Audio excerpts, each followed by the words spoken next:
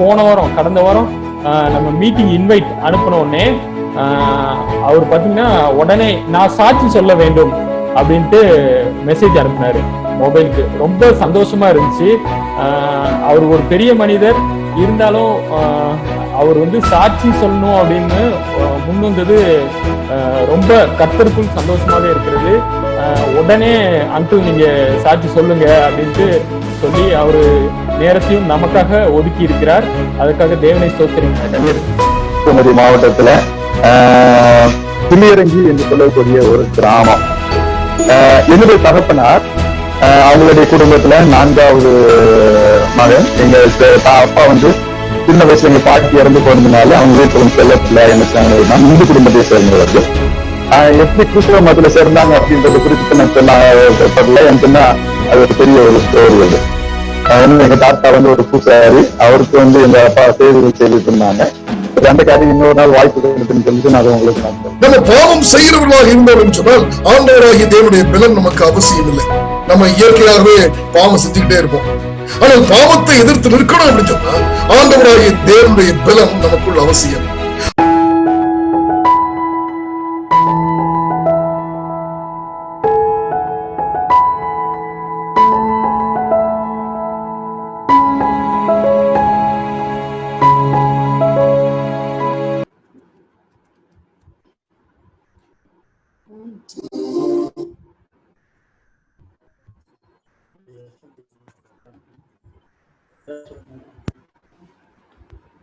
ஓய்வு நாள் சாயங்கால வேளையிலே தேவனை தொழுது கொள்கிற அவங்க அனைவருக்கும் ஓய்வு நாள் வாழ்த்துக்களை தெரிவித்துக் கொள்கிறோம். மற்றும் இந்த பாடலை பாட தருணத்தை தந்த தேவனுக்கும் மற்றும் ஆலங்குக்கும் நன்றி தெரிவித்துக் கொள்கிறோம்.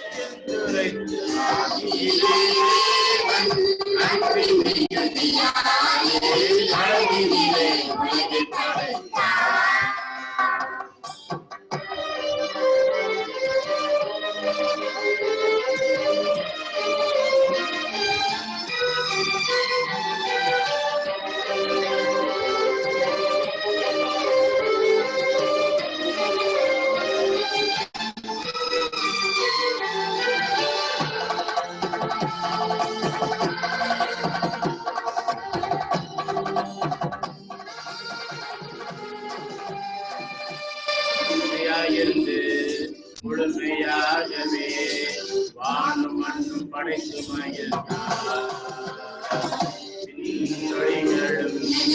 பனிமொழிகளும் நனைக்கப்படைத்தார். பாடி செல்லும் பறவைகள் படைத்தார். புள்ளி ஓடும் அருவிகள் படைத்தார். தென்றலோடு மலர்கள் பேசும் அழகை படைத்தார். இயற்கை அழகை எங்கும் பூமியை வளர்ந்து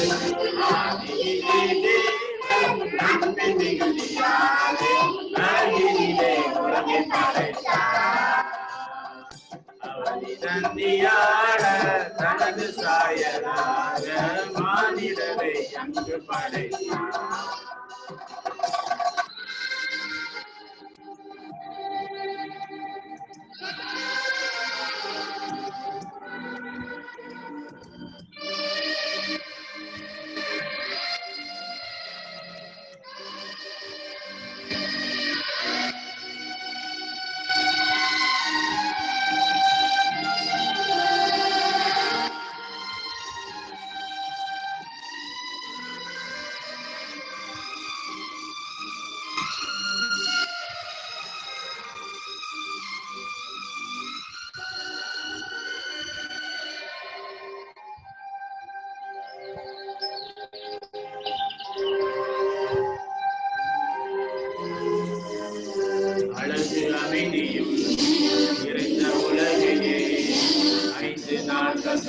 படைத்தார். ஆறாம் நாளிலே மனிதரை உயிரோடு கர்த்தர் கொடுத்தார். உயிரை கொடுத்தார், ஆட்சி செய்யும் உரிமையை கொடுத்தார். நாளை படைத்து ஆற்றல் மிகுந்த தேவன் ஏழாம் நாளில் ஓய்ந்திருந்து தனது திருநாள் ஆதியிலே தேவன் அன்பின் மிகுதியாலே அழகினிலே உலகை படைத்தார். அவனிதன்னியால தனது சாயலாக மானிடரை அங்கு படைத்தார். இயற்கை தன்னை படைத்து ஒளியை ஏற்றி வைத்து இரவும் பகலும் ஒன்று சேர்ந்த என்றுரைத்து ஆதியிலே தேவன் அன்பின் மிகுதியாலே அழகினிலே உலகை படைத்தார்.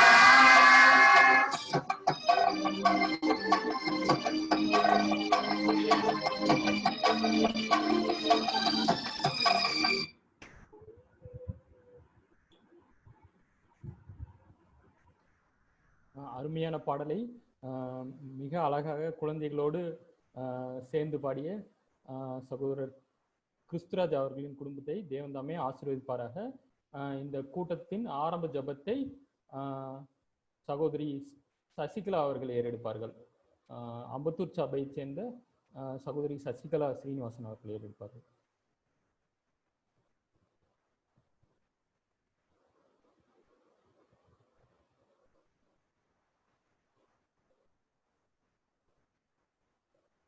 சசிகலா சிஸ்டர் இருக்கீங்களா?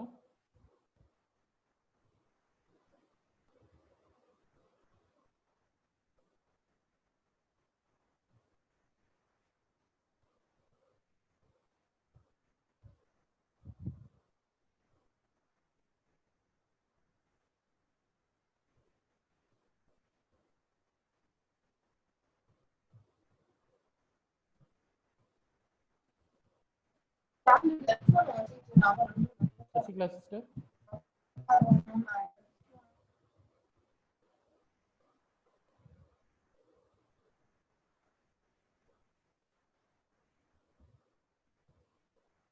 ஓகே. மிஸ்டர் எட்வர்ட் பெரியகுளம் இருக்கீங்களா? மிஸ்டர் எட்வர்ட் பெரியகுளம் நீங்க ஆரம்ப ஜெபத்தை பண்ணுங்க.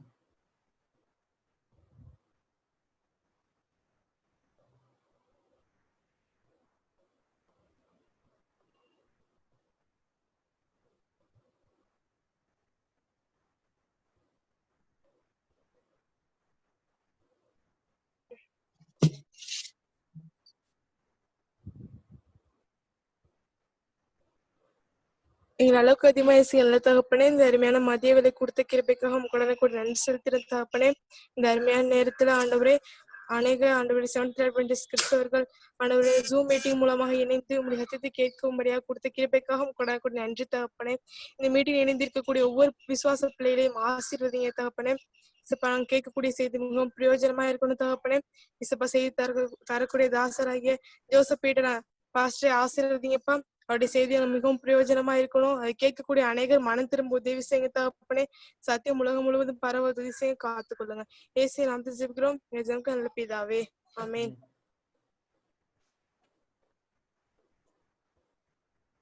ஓகே.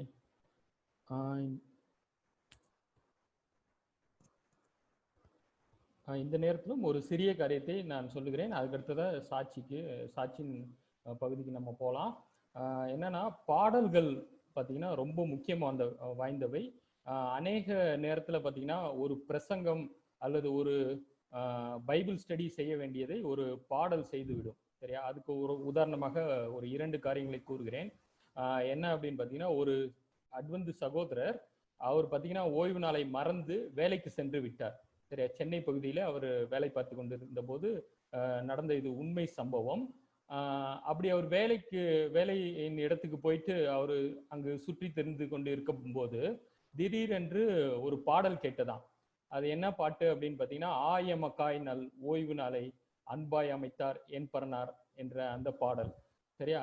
இந்த பாட்டை கேட்ட உடனே அவர் அந்த பாடல் எங்கு கேட்கிறதோ அதை நோக்கி, அந்த திசையை நோக்கி அவர் திரும்ப போயிட்டே இருந்தாராம்.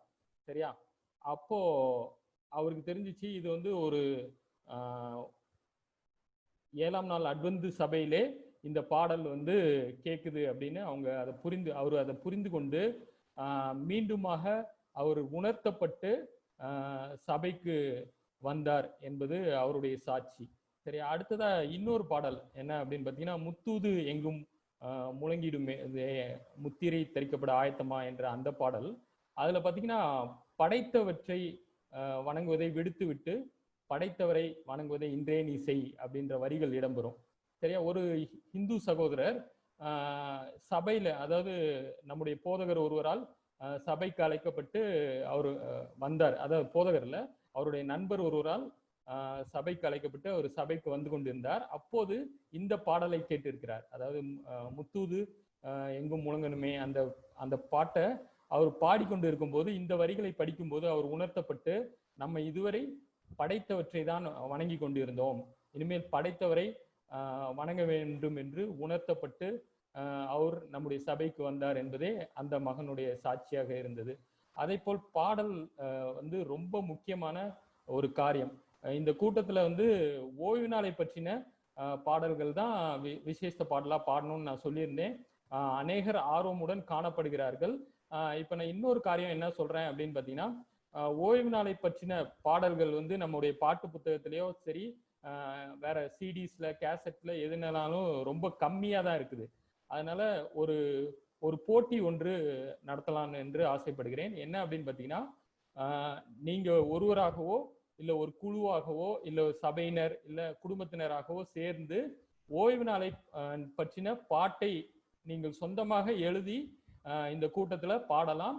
அப்படி பாடும்போது நம்ம ஒரு 10 பாட்டு சேர்ந்துச்சுன்னா அதை வந்து ஒரு ஆல்பமா போடலாம். அதற்கான காரியங்கள் எல்லாம் நம்ம வந்து பார்த்து கொள்ளலாம். இந்த போட்டியில அனைவரும் கலந்து கொள்ள வேண்டும் என்று நான் ஆர்வமோடு கேட்டுக்கொள்கிறேன்.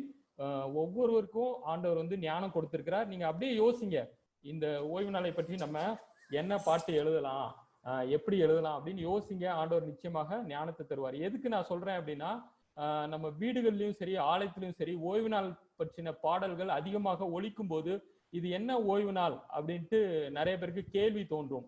அதன் மூலமாக நம்ம சத்தியத்தை அறிவிக்க ஒரு வழி கிடைக்கும். அதற்காகவே இந்த போட்டியை நான் அறிவிக்கிறேன். இன்று முதல் நீங்க இதற்கான இந்த பாடலை எழுதுவதற்கான வேலைகளை நீங்க ஆரம்பிக்கலாம். நிச்சயமாக தேவன் உங்கள் அனைவரையும் ஆசீர்வதிப்பாராக. இப்போதும் முதலாக சாட்சி கூற இருப்பவர் பாஸ்டர் ஜான் ஜஸ்டின். அவர்களை பற்றி நான் சொல்லி ஆக வேண்டும். என்ன அப்படின்னு பார்த்தீங்கன்னா, கடந்த வாரம் நம்ம மீட்டிங் இன்வைட் அனுப்பின உடனே அவர் பார்த்தீங்கன்னா உடனே நான் சாட்சி சொல்ல வேண்டும் அப்படின்ட்டு மெசேஜ் அனுப்பினாரு மொபைலுக்கு. ரொம்ப சந்தோஷமா இருந்துச்சு. அவர் ஒரு பெரிய மனிதர் இருந்தாலும் அவர் வந்து சாட்சி சொல்லணும் அப்படின்னு முன் வந்தது ரொம்ப கர்த்தருக்குள் சந்தோஷமாக இருக்கிறது. உடனே அங்கிள் நீங்க சாட்சி சொல்லுங்க அப்படின்ட்டு சொல்லி அவரு நேரத்தையும் நமக்காக ஒதுக்கி இருக்கிறார். அதற்காக தேவனை ஸ்தோத்திரிக்கிறேன். இப்போதும் பாஸ்டர் ஜான் ஜஸ்டின் அவர்கள் சாட்சியை நமக்கு சொல்வார்கள்.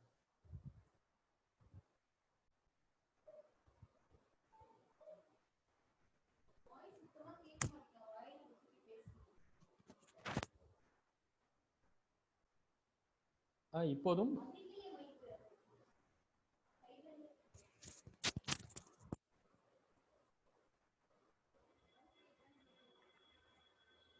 பாஸ்டர் உங்க அன்மியூட் பண்ணிக்கோங்க. ஓகே. இது வந்து இது கேக்குதா? கேக்குது.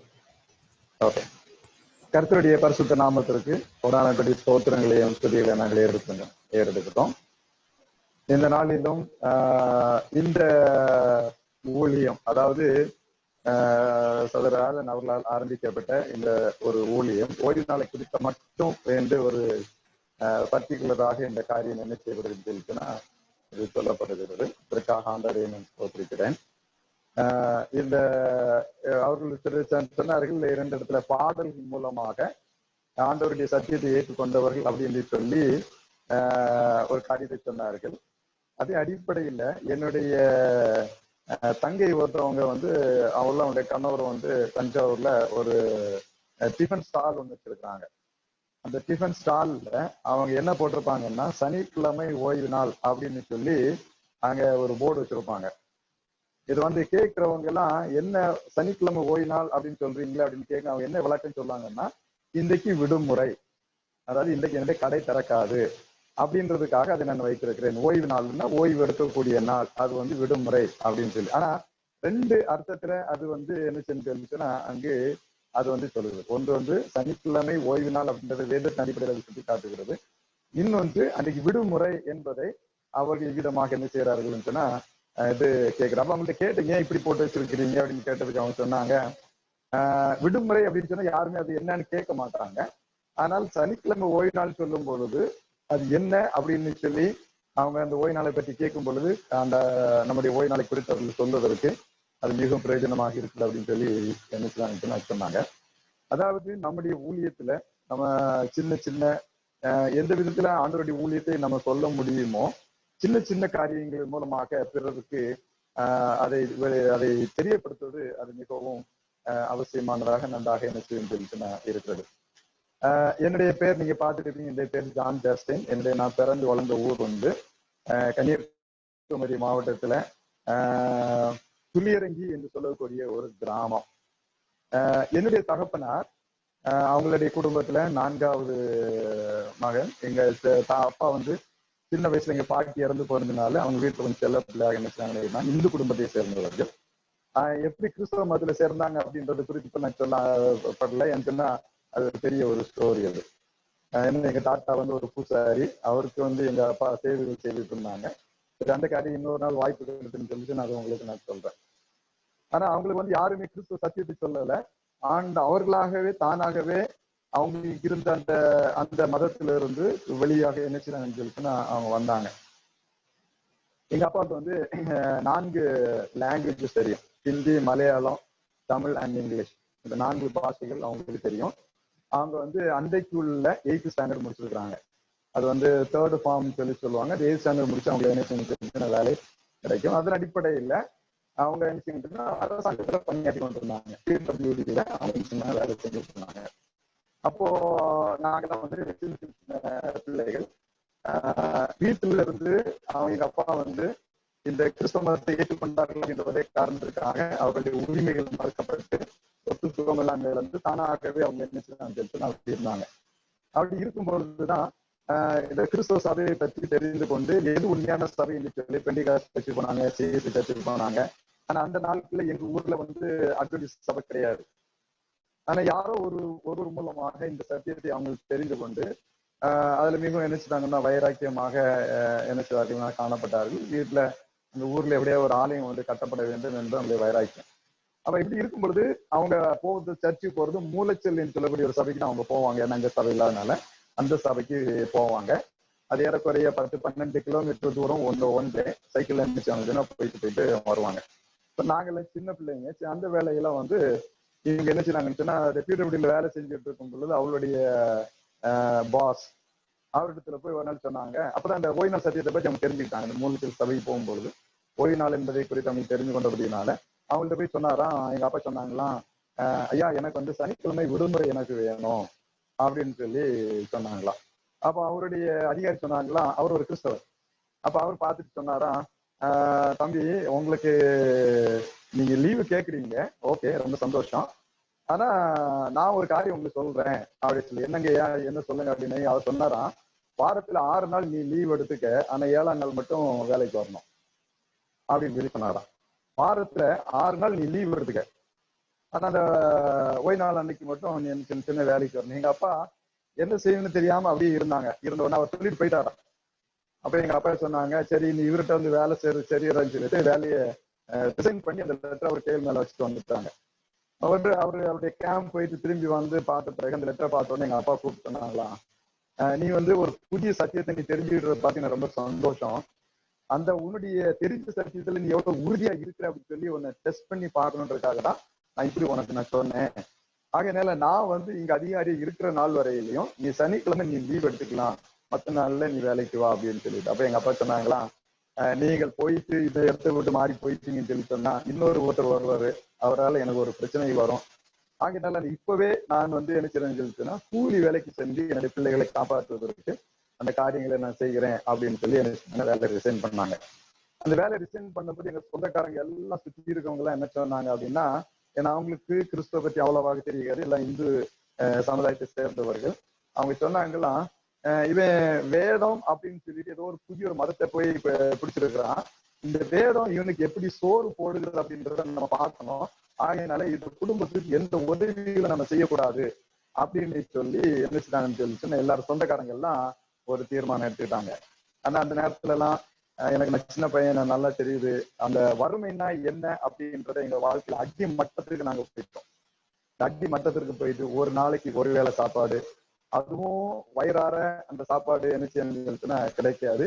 இப்படி பல ஆண்டுகள், ஏறக்குறைய ஒரு 4-5 ஆண்டுகள் இப்படி என்ன செஞ்சுன்னா அது போனது. நம்ம பள்ளிக்கூடத்துக்கு நம்ம அப்போதான் நான் புளியரங்கில 7th சர்ச் ஒரு பள்ளிக்கூடம் ஒன்று தொடங்கினாங்க. அந்த பள்ளிக்கூடத்துக்கு போயிட்டு வரும். சர்ச் மெம்பர் அப்படின்ற அடிப்படையில ஒரு மாசத்துக்கு 5 ரூபாய் மட்டும்தான் ஃபீஸ், மறுபடியும் எல்லாம் இலவசமாக இருந்தது. அந்த 5 ரூபாய் கூட எங்களால் செலுத்த முடியாம பல முறைகள் நான் பரீட்சை எழுதாமல் அந்த பள்ளிக்கூடத்தை விட்டு வெளியே, ஓப்பரை விட்டு வெளியே நிறுத்தப்பட்ட அனுபவங்களும் எங்களுடைய வாழ்க்கையில உண்டு. அப்படி இருக்கும் பொழுது எங்க அப்பாவுக்கு நினைச்சுட்டாங்க,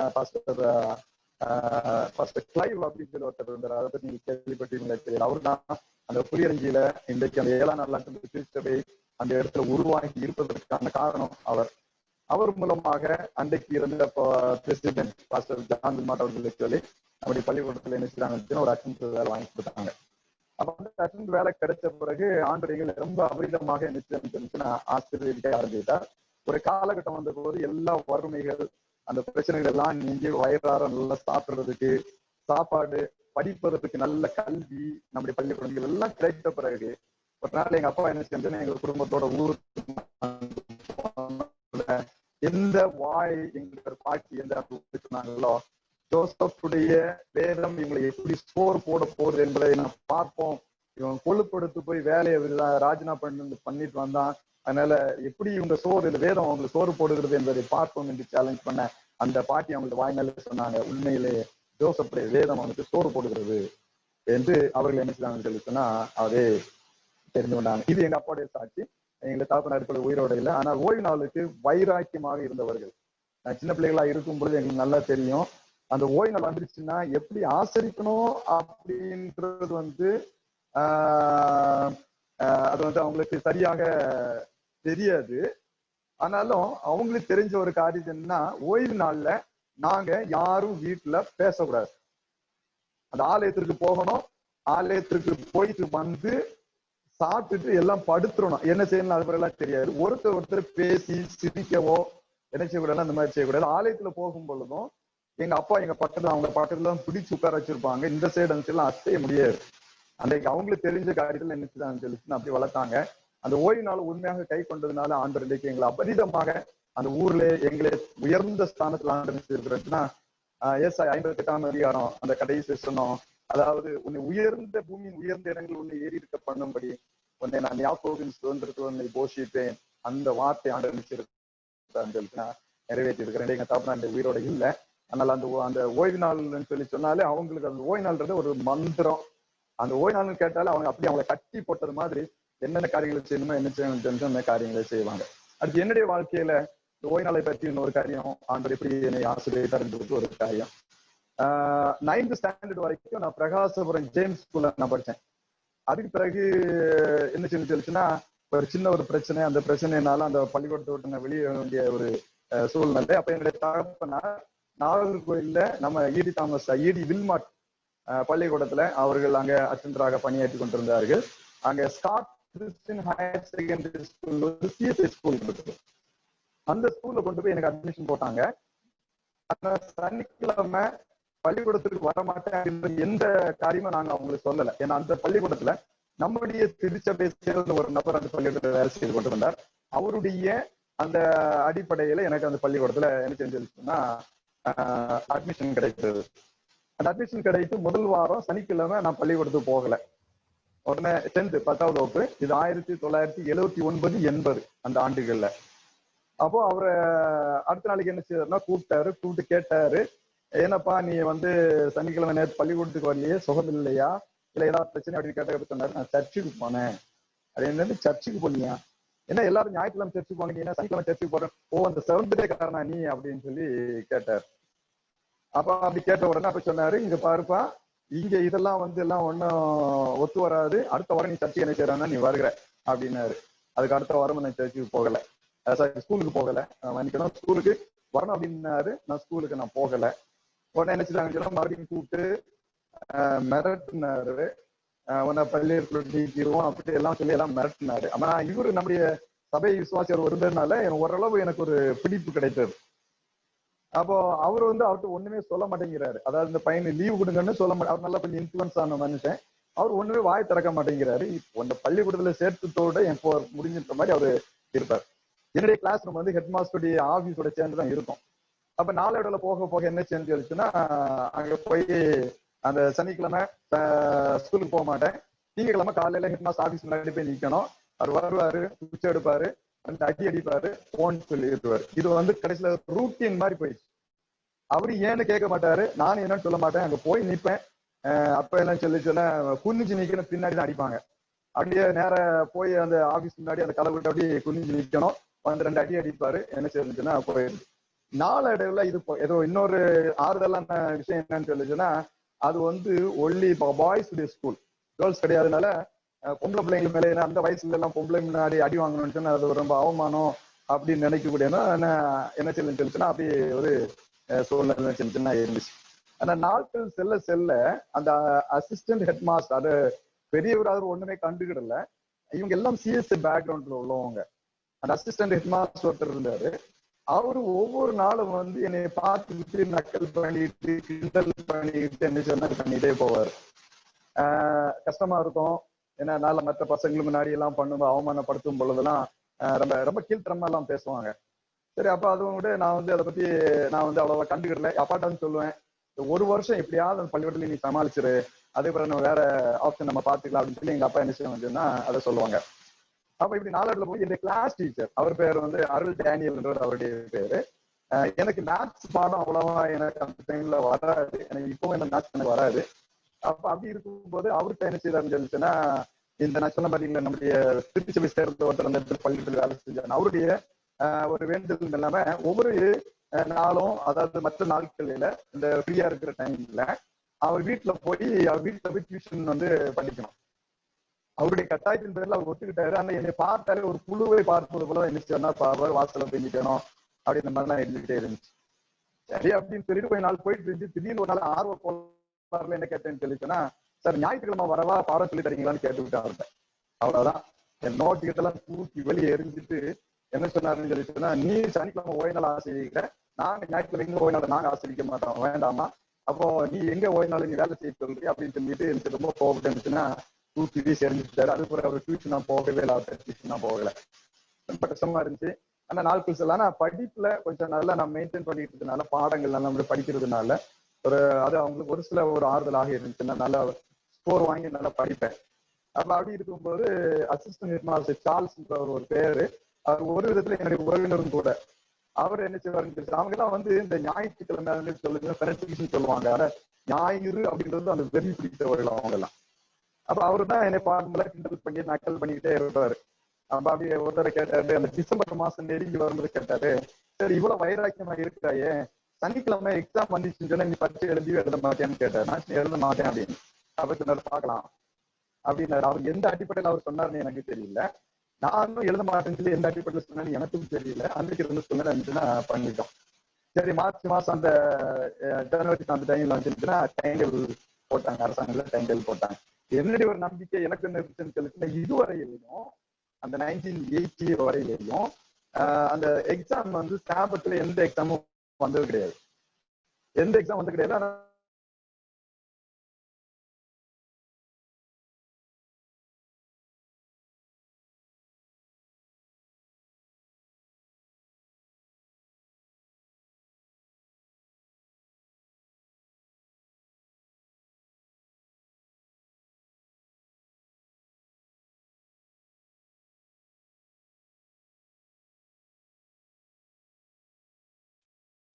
பாஸ்டர் கேட்கல உங்க வாய்ஸ். ஒரு ஃபெயில் ஆயிட்டோம்னு சொல்லி சொன்னா அவங்களுக்கு ரிசல்ட் போயிடும். அந்த லைக் 100% ரிசல்ட் அப்படின்றது அவங்களுக்கு போயிருன்றது அவங்களுக்கு கூடிய பயம். ஒருவேளை நான் ஃபெயில் ஆயிட்டேன்னு சொல்லிட்டு நான் அவங்களுக்கு அந்த சென்டம் கிடைக்காம போயிருமே அப்படின்னு அந்த ஒரு பயம், அந்த ஒரு வெறி. ஆனா ஆரம்பத்துல நான் ஒரு அட்வான்டேஜ் தெரிஞ்சிருந்தா நிச்சயமா என்ன பள்ளிக்கூடத்துல சேர்த்துருக்க மாட்டாங்க. சனிக்கிழமை நான் ஸ்கூலுக்கு போக மாட்டேன் அப்படின்னு சொல்லி தெரிஞ்சிருந்தா கண்டிப்பா என்ன ஸ்கூல்ல சேர்த்துருக்க மாட்டாங்க. பட் என்னன்னு தெரியல, ஆண்டவர் அவருடைய திட்டங்கள் எனக்கு அதை பின்னாடிதான் நான் அதை புரிஞ்சுக்கிட்டேன். அந்த டைம்ல அதை புரிஞ்சுக்கூடிய வயசு எனக்கு அப்ப அந்த அளவுக்கு இல்லை. அந்த நாளாடல் பின்னாடி வரும்பொழுதுதான் ஆண்டவர் ஏன் எந்த இடத்துல பள்ளிக்கூடத்துல என்னை கொண்டு போய் சேர்த்தா, எதற்கு அந்த ஞாயிற்றுக்கிழமை அந்த சனிக்கிழமை அந்த எக்ஸாம் வந்துச்சு அப்படின்றத பின்னாடிதான் அதை நான் எனக்கு நான் உணர்ந்தேன். சரின்னு சொல்லி அந்த எக்ஸாம் எல்லாம் வந்துருச்சு. எக்ஸாம் டைம் டேபிள் எல்லாம் நான் வாங்கி ஹால் டிக்கெட் எல்லாம் வாங்கிட்டோம். ஹால் டிக்கெட் வாங்கும் போதும் கண்ணாபின்னு திட்ட ஆரம்பிச்சாரு. திட்டு, நீ கண்டிப்பா நீ எக்ஸாம் எழுதுவ, இப்ப என்ன பள்ளிக்கூடத்தை விட்டு நீக்க முடியாது அப்படின்னு சொல்லி என்ன செஞ்சேன்னா பயங்கரமா திட்ட ஆரம்பிச்சாரு. பட் நான் எதுவுமே நான் காதுல வாங்கிக்கிறல. ஃபர்ஸ்ட் அதாவது இந்த எக்ஸாம் எப்படி வந்துருச்சுன்னு சொன்னா, புதன்கிழமை தமிழ் ஃபர்ஸ்ட் பேப்பர், அடுத்து வியாழக்கிழமை தமிழ் செகண்ட் பேப்பர், வெள்ளிக்கிழமை இங்கிலீஷ் ஃபர்ஸ்ட் பேப்பர், சனிக்கிழமை இங்கிலீஷ் செகண்ட் பேப்பர். அதுக்கு பிறகு மேத்தமெட்டிக்ஸ் பிறகு சயின்ஸ் பிறகு ஹிஸ்டரி ஜியாகிரபி அப்படின்னு சொல்லி இந்த எக்ஸாம் என்ன வந்துச்சு. இங்கிலீஷ் செகண்ட் பேப்பர் சனிக்கிழமை என்ன வந்துருச்சு. அப்ப எனக்கு இது பத்திலாம் அது எல்லாம் ஒண்ணுமே எனக்கு தெரியாது. அப்ப நான் சரி எழுதலைன்னா கண்டிப்பா ஃபெயில் அப்படின்ற ஒரு மனப்பான்மை எனக்கு இருந்துச்சுன்னா அதை பத்தி நான் பெருசா நான் எடுத்துக்கல. வெள்ளிக்கிழமை அந்த இங்கிலீஷ் ஃபர்ஸ்ட் பேப்பர் எழுதும் போது நேர எக்ஸாம் ஹாலுக்குள்ள வந்துட்டு அதே மாதிரி சொன்னாரு, நீ கண்டிப்பா நாளைக்கு எக்ஸாம் எழுத நீ வரல, நீ கண்டிப்பா வருவ அப்படின்னாரு. நான் சொன்னேன் நான் வரமாட்டேன் அப்படின்னு சொல்லி சொன்னேன். மறுபடியும் அவர் சொன்னாரு, என்ன சொன்னாரு, நீ எப்படி வரலன்னா எப்படின்னா நான் பாஸ் ஆயிடுவேன் அப்படின்னு சொல்லி ஒரு இதுல மறுபடியும் அவர்கிட்ட சொன்னேன். அப்போ அவர் சொன்னாரு, நீ மட்டும் பாஸ் பண்ணிட்டீங்கன்னா உன்னை என் தோல் மேல தூக்கிட்டு இந்த கேம்பஸ் நான் சுத்தி, பெரிய கேம்பஸ் நல்ல பெரிய கிட்டத்தட்ட 1000 ஸ்டூடெண்ட்ஸ் மேல படிக்கக்கூடிய ஒரு பள்ளிக்கூடம் அது, கேம்பஸ் ஒன்னு நான் சுத்தி வருவேன் அப்படின்னு சொல்லி சொன்னாரு. சரி நானும் சரின்னு தெரிஞ்சு விட்டேன். அப்படி மிரட்டி பார்த்தேன். சரி சொல்லி அந்த சனிக்கிழமை எக்ஸாம் வந்துச்சு. சனிக்கிழமை நான் எக்ஸாம் எழுதல. நான் என் பாட்டு எப்பவும் போல நாங்கள் சர்ச்சுக்கு போனோம், சர்ச்சில் உட்காந்துக்கிட்டு. பட் ஆனால் எனக்கு நல்ல மனசுக்கு சமாதானமா இருந்துச்சு. ஐயோ அந்த பச்சை எழுதலையே, நமக்கு ஏதாவது ஆகுமோ அப்படின்ற அந்த பதட்டமோ அதுவும் ஒன்றும் இல்லை. அமைதியானோட ஆலயத்தில் உட்காந்து பாட்டு பாடி நல்ல ஜெபம் பண்ணிட்டு அன்னைக்குள்ள பிரசங்க எல்லாம் நாங்கள் கேட்டு கழிச்சுன்னா வந்தோம். ஞாயிற்றுக்கிழமை உட்காந்து அடுத்து அந்த மேத்தமெட்டிக்ஸ் எக்ஸாம்குள்ள காரியங்களை நான் படித்தேன். ஆனால் எனக்கு மனசுல ஒரு பயம் நினைச்சிருந்தேன், நாளைக்கு எக்ஸாம் ஹாலில் போகும்போது இந்த மனுஷன் எப்படி நம்மளை கேவலப்படுத்த போறாரோ, என்ன பண்ண போறாரோன்னு சொல்லி அந்த ஒரு பயம் தான் என்ன தெரிஞ்சுன்னா இருந்துட்டே இருந்துச்சு. சரின்னு சொல்லி திங்கக்கிழமை எக்ஸாம் ஹாலுக்குள்ள பயந்து உள்ள நுழைஞ்சேன். இவர் எங்க இருந்து என்னை பார்த்துட்டே இருந்திருக்காரு, எப்படா இவன் வருவான் அப்படின்னு சொல்லிட்டு உள்ள நுழைஞ்சோன்னா எக்ஸாம் ஹாலுக்குள்ள வந்துட்டு திட்டம் திட்டி என்னுடைய மூடே ஃபுல்லா எனக்கு மூட உட்காந்து விட்டாரு. கண்ணாரு தான் திட்டினாரு. பட் நான் அதை பத்தி நான் கவலைப்படலை. அடுத்த எக்ஸாம்ஸ் எல்லாம் நல்லபடியா எனக்கு இருந்துச்சுன்னா எழுதுனேன். அப்பா சொன்னாங்க, எனக்கு கவலைப்படாத, ஒரு உனக்கு இதெல்லாம் இருந்துச்சுன்னா என்ன அப்பா நல்லா என்னை கொஞ்சம் நல்லா உற்சாகப்படுத்தி எனக்கு காரியங்கள் அவங்க சொன்னாங்க. ஏன்னா அந்த டைம்ல எல்லாம் அந்த அரியர்ஸ்ன்னு சொல்லிட்டு இடையில எல்லாம் எழுத மாட்டாங்க. ஒரு வருஷம் கழிச்சு அடுத்த தான் இருந்துச்சுன்னா எழுத முடியும். சரின்னு சொல்லிட்டு என்ன செஞ்சுச்சுன்னா வந்துட்டேன். ரிசல்ட் வரக்கூடிய நாள் வந்துச்சு. இந்த ரிசல்ட் வரக்கூடிய நாள் நான் அலசிக்கல. அதை போய் அந்த பேப்பர்ல தான் அப்ப என்ன அந்த ரிசல்ட்டை போடுவாங்க. அப்படி என் ஃப்ரெண்டு என்னை பார்க்க நான் பார்த்துச்சுன்னா, டேய் நீ பாஸ் ஆயிட்டடா அப்படின்னா. நான் சொன்னேன், என்ன உனக்கு என்னடா பண்ற, என்னடா சொல்ற அப்படின்னு. இல்லடா நீ பாஸ் ஆயிட்ட அப்படின்னு என் நம்பர் அதில் காமிச்சான். அந்த பாஸ் பண்றதுல என்னுடைய நம்பர், அந்த ரிசல்ட்ல என்னுடைய நம்பர் இருக்கு. அப்ப நான் யோசிச்சு பார்த்தேன், எப்படி எனக்கு ஒண்ணுமே தெரியல, எப்படிடா பாஸ், ஒரு தெரியல, தப்பா தெரியாம தப்பா நம்பர் போட்டிருப்பாங்கடா அப்படிலாம் சொல்லி. இல்லடா அது போட்டாங்க அப்படின்னு சொல்லிட்டு இருந்தாங்க. பட் அதை பெருசு நான் பெருசப்ப எடுத்துக்கிடல. அப்போ எனக்கு நான் எப்படி பாஸ் ஆனேன் அப்படின்றத எனக்கு இப்ப கேள்வி, எப்படி பாஸ் ஆனேன். அன்னைக்குள்ள காரியத்துல எல்லாம் இவங்களுடைய இந்த மார்க் கால்குலேஷன் எனக்கு தெரியாது. ஆனா எப்படி பாஸ் ஆனேன் அப்படின்றதான் என் மனசுல இருந்துகிட்டே இருந்துச்சு. அதுக்கு பிறகு நான் அதை போய் எங்கேயும் போய் பார்க்கல. ஏன்னா இவன் பேப்பர்ல தப்பா போட்டிருந்து நான் பள்ளிக்கூடத்துல விசாரிய பேப்பர்ல அந்த பேப்பர்ல என் நம்பர் வந்திருக்கு, நான் பாஸ் ஆயிட்டேன் அப்படின்னு சொல்ல, அவங்க ஏதாவது ஒரு தப்பிதமா வந்துருன்னு சொல்லிட்டு இன்னும் என்னை போட்டு கஷ்டப்பட்டு வாய் மூடிட்டு இருக்கிறது நல்லது அப்படின்னு நினைச்சு நான் உட்கார்ந்துருக்கேன். அப்போ ஒரு நாளைக்கு காலையில அந்த ரிசல்ட் வந்த 2வது நாள் நினைக்கிறேன், எங்க வீட்டு பகுதியில் ஒரு போஸ்ட் ஆபீஸ்க்கு அந்த போஸ்ட் மாஸ்டர் ஒரு பிராமின். அந்த போஸ்ட் மாஸ்டர் ஒரு பிராமின். இந்த போஸ்ட் மாஸ்டரும் இந்த ஹெட் மாஸ்டரும் அந்த அசிஸ்டன்ட் ஹெட் மாஸ்டரும் ரொம்ப க்ளோஸ் ஃப்ரெண்ட்ஸ் அவங்க. அப்போ எனக்கு ஒரு அவசரமா எங்க அப்பா வந்து போஸ்ட் ஆஃபீஸ் போயிட்டு இருந்தாங்க. நான் போஸ்ட் ஆஃபீஸ்ல ஒரு நாளைக்கு இவர் அங்க நின்றுட்டு இருக்கிறாரு. இந்த என்னுடைய ஹெட் மாஸ்டர் போன இவரை பார்த்த உடனே நான் உள்ள போகணுமா வேண்டாமா அப்படின்னு யோசிச்சுட்டு அப்படியே இருக்கிறதுல இங்க வா அப்படின்னு சரின்னு சொல்லி பக்கத்துல போனேன். பக்கத்துல தலையை குடிச்சிட்டு என் பாட்ட அப்படி நின்றுகிட்டே இருந்தேன்.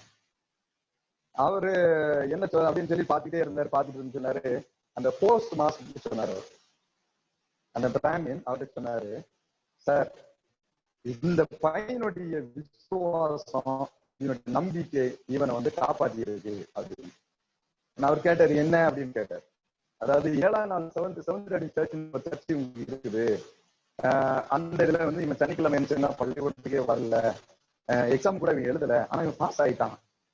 அவர் சொன்ன பிறகுதான் எனக்கு அந்த நம்பிக்கையே வந்துச்சு, இவன் பாஸ் ஆயிட்டான் அப்படின்னு சொல்லி என்ன அப்படின்னு சொல்லி சொன்ன. நான் ஒண்ணுமே சொல்லல. ஒரு பக்கம் சந்தோஷம், ஒரு பக்கம் ஆனந்த கண்ணீர், ஒரு பக்கம் இந்த மனுஷன் உண்மையை சொல்றாரா இல்ல வேணும் வம்புக்கிறதுக்காக இது பண்றாரா அப்படின்ற ஒரு பயம் கூட எனக்கு இருந்துச்சு. அப்ப பக்கத்துல கூப்பிட்டு பிறகு சொன்னாரு, காரியெல்லாம் சொன்னார். சொல்லிட்டு ஒரு வார்த்தை என்ன கேட்டாரு, சரிப்பா நான் உனக்கு ஒரு சவால் விட்டேன், நீ பாஸ் பண்ணிட்டேன்னா உன்னை தோல் மேல தூக்கி இந்த ஸ்கூல் கேம்பஸ்குள்ள வருவேன்னு உனக்கு சொன்னேன், நான் உன்னை தூக்கணுமா அப்படின்னு கேட்டாரு. அப்ப நான் சொன்னேன், நீங்க எனக்கு தூக்கலாம் வேண்டாம், அந்த சவாலை நீங்களே வச்சுக்கீங்க, ஆளை விட்டுருங்க சாமின்னு சொல்லிட்டுன்னா அது பிறகு நான் வந்து ஃபீஸ்.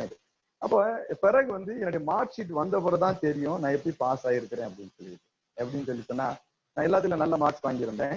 இங்கிலீஷ் ஃபர்ஸ்ட் பேப்பர்ல என்னுடைய மார்க் வந்து 84 மார்க். அவங்க அந்த 84 மார்க்ஸ். இங்கிலீஷ் செகண்ட் பேப்பருக்கு அவங்க 0 போட்டிருக்கிறாங்க, ஆப்சன்ட் போடல 0 போட்டிருக்கிறாங்க. அப்ப அந்த 84 அவங்க என்ன வச்சுக்கோங்க 200 டிவைட் பண்ணுவாங்க. சரியா? இப்ப வந்து ஃபர்ஸ்ட் இங்கிலீஷ் ஃபர்ஸ்ட் பேப்பருக்குள்ள மார்க்ஸும் செகண்ட் பேப்பருக்குள்ள மார்க்கும் ஒன்னா சேர்த்து 200க்கு அவங்க என்ன செய்வாங்க போட்டு அந்த பெர்சன்டேஜ் கொண்டு வரும்பொழுது எனக்கு 42 மார்க் எனக்கு அப்ப வந்து 35 மார்க்ஸ் பாஸ் மார்க் வந்து பாஸ் மார்க் எனக்கு வந்து 42 மார்க். அப்பெல்லாம் எனக்கு வந்து யோசனை, பின்னாடி நாட்கள்ல நான் யோசித்து பார்த்தேன், ஆண்டவர் எதுக்கு இந்த காரியங்கள். அதுக்கு பிறகு 1980க்கு பிறகு இன்னை வரையிலையும் சனிக்கிழமை எந்த எக்ஸாம் 10th 12th வந்ததில்லை.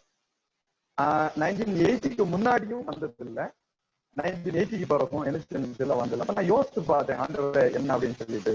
அப்ப கடவுள் எனக்கு உணர்த்தின ஒரு காரியம் என்னன்னு சொல்லி சொன்னான், இந்த சிஎஸ்சி சபை இந்த ஆலயத்தில் அந்த நிர்வாகத்தில் உள்ள அந்த பள்ளிக்கூடத்திற்கு ஓய்வு நாள் என்பது எது என்பதை அந்த ஜனங்கள் உணர வேண்டும் என்பதற்காக ஆண்டவர் அந்த காரியங்களை அந்த இடத்துல எனக்கு தந்தார், அனுமதித்தார் அப்படின்றதை குறித்து நான் பின்னால நான் சொல்லிட்டு இருக்கிறேன். அது மட்டும் இல்ல, ஒரு பிராமின் அவரிடத்திலையும் இந்த மாதிரி ஓய்வு நாள் என்பது சனிக்கிழமை ஓய்வு நாள் என்பது அவருக்கும் அன்னைக்கு போட்ட விடைகள் யாருக்கு தெரியும். ஒரு அந்த அதுக்கு வந்து போஸ்ட் மாஸ்டர் நான் பார்த்ததுல ஆண்டவருடைய வாழ்க்கையில் என்ன கிரிகள் செய்தாரோ நமக்கு தெரியாது. அப்போ ஒரு நபர் அந்த பள்ளிக்கூடத்துல இருக்கக்கூடிய அந்த நபருக்கு 7ஆம் நாள் தான் உண்மையான ஓய்வு நாள் என்பதை அறிந்து கொள்ள வேண்டும் என்பதற்காக அந்த வருஷத்துல என்ன கொண்டு போய் ஆண்டவர் அந்த பள்ளிக்கூடத்துல சேர வச்சு, அந்த வருஷத்துல அந்த சனிக்கிழமையில எக்ஸாம் வர வச்சு, அந்த சனிக்கிழமையில ஆண்டவருடைய பிள்ளைகள் ஆண்டவருடைய விசுவாசிக்கிற பிள்ளைகள் எவ்வளவு உறுதியாக இருப்பார்கள் என்பதையும் அவர்களுக்கு காட்டி, அதுதான் உண்மையான ஓய்வு நாள் என்பதை தெளிவுபடுத்துவதற்காக ஆண்டவர் அந்த காரியத்தை அனுமதித்தார் அப்படின்றதுதான் என்னுடைய ஒரு நம்பிக்கையாக என்ன தெரிஞ்சதுக்கு நான் இருக்குது. எனக்கு அருமையான பிள்ளைகளை, ஓய்வு நாளுக்கு நம்ம உண்மையாக இருக்கும் பொழுது அந்த ஆண்டவருடைய ஆசிரியர் தேவன் சொல்லுறாரு, பொய் சொல்ல தேவன் ஒரு மனிதன் அல்ல, அவர் மனமாற ஒரு மனுப்புத்திரனும் அல்ல, சொல்லியும் செய்யாதிருப்பாரோ வசனிக்கும் நிறைவேற்றாதிருப்பாரோ அவருடைய வாக்கு ஆம் என்றும் ஆமேன் என்றும் இருக்கிறது. ஏசாயா 58ஆம் அதிகாரத்துல எனக்கு ரொம்ப பிடித்தமான ஒரு காரியம், ஓய்வு நாளை எப்படி ஆசிரிக்க வேண்டும் அப்படின்னு சொல்லி அதை செய்யும் பொழுது ஆண்டு சொல்லாரு, உங்க பூமியின் உயர்ந்த இடங்களில் ஒன்னே நான் ஏற்படுவேன். இன்னைக்கு எங்களுடைய ஊர்ல இவ்வளவு இன்னைக்கு நான் வந்து ஒரு பள்ளிக்கூடத்துல வந்து நான் வந்து ஒரு செக்ஷன்ல நான் வந்து பிரசிடண்டா நான் வேலை பார்த்துட்டு இருக்கிறேன். யாருக்கும் இந்த வாய்ப்பு எனக்கு எங்க ஊர்ல இருந்து அப்படி யாருக்கும் அந்த வாய்ப்பு எனக்கு கிடைக்கல. இன்றைக்கு நான் அந்த ஊருக்குலாம் போனேன்னு அவ்வளவு ஒரு மரியாதை அந்த உயர்ந்த அந்தஸ்துல எனக்கு நான் வைத்திருக்கிறோம். இதுல இன்னொரு அடிஷனல் இன்ஃபர்மேஷன் சொல்லி சொன்னா, நம்ம செவன்த் அட்வென்டிஸ்ட் திருச்சபை சேர்ந்த ஒரு சில பிள்ளைகள் அந்த வருஷத்துல அவங்க போய் எக்ஸாம் எழுதுனாங்க சனிக்கிழமையில, எல்லாம் ஃபெயில் ஆயிட்டாங்க. எழுதுனவங்க அத்தனை பேர் நினைச்சிட்டாங்கன்னா ஃபெயில் ஆயிட்டாங்க. அந்த இடத்துல ஆண்டவருடைய நாமம் அதை என்ன சொல்லி மகிமைப்பட்டது. இது மட்டுமல்ல, அந்த அவர்கள் ஆண்டவருடைய ஓய்வு நாள் என்ன என்பது ஆண்டவர்கள் தெரியப்படுத்துவதற்கு அடியான அந்த இடத்துல கர்த்தர் உபயோகப்படுத்தினார். ஆண்டவருடைய நாமத்திற்கு ஸ்தோத்திரம் மகிமை உண்டாவதாக. ஆமென். நன்றி பாஸ்டர் ஜான் ஜஸ்டின். ரொம்ப தேங்க்ஸ். எங்களை ஒரு அருமையான சாட்சி, அப்பாவும் சரி மகனும் சரி, இது வந்து உண்மையா எங்க அனைவருக்கும் பயனுள்ளதா இருக்கும். சரியா, போன வாரம் நான் ஒரு இது சொன்னேன், இழப்பதற்கு எதுவுமே இல்லை அப்படின்ற நேரத்திலையும் ஓய்வு நாளுக்காக வாழ்க்கையை இழக்க தயாரானாங்க. அதுக்காக நம்ம தேவனை ஸ்தோத்தரிப்போம். தேவனுடைய நாமம் மாத்திரமே மகிமைப்படுவதாக. இந்த நேரத்திலும் சிறுமி டெனிகா ஒரு விசேஷ பாடல பாடுவாங்க. அதன் பின்னதாக நம்ம சத்தியத்துக்குள்ளாக கடந்து சொல்லுவோம். சிறுமி டெனிகா.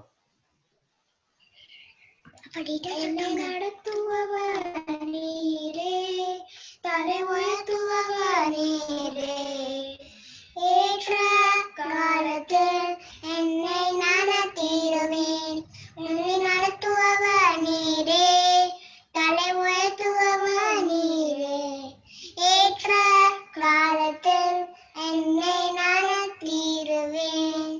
எனக்கு மறைவான ஒன்றும் இல்லையே, ஓ என்றும் என்றும் ஆராதிப்பேன்.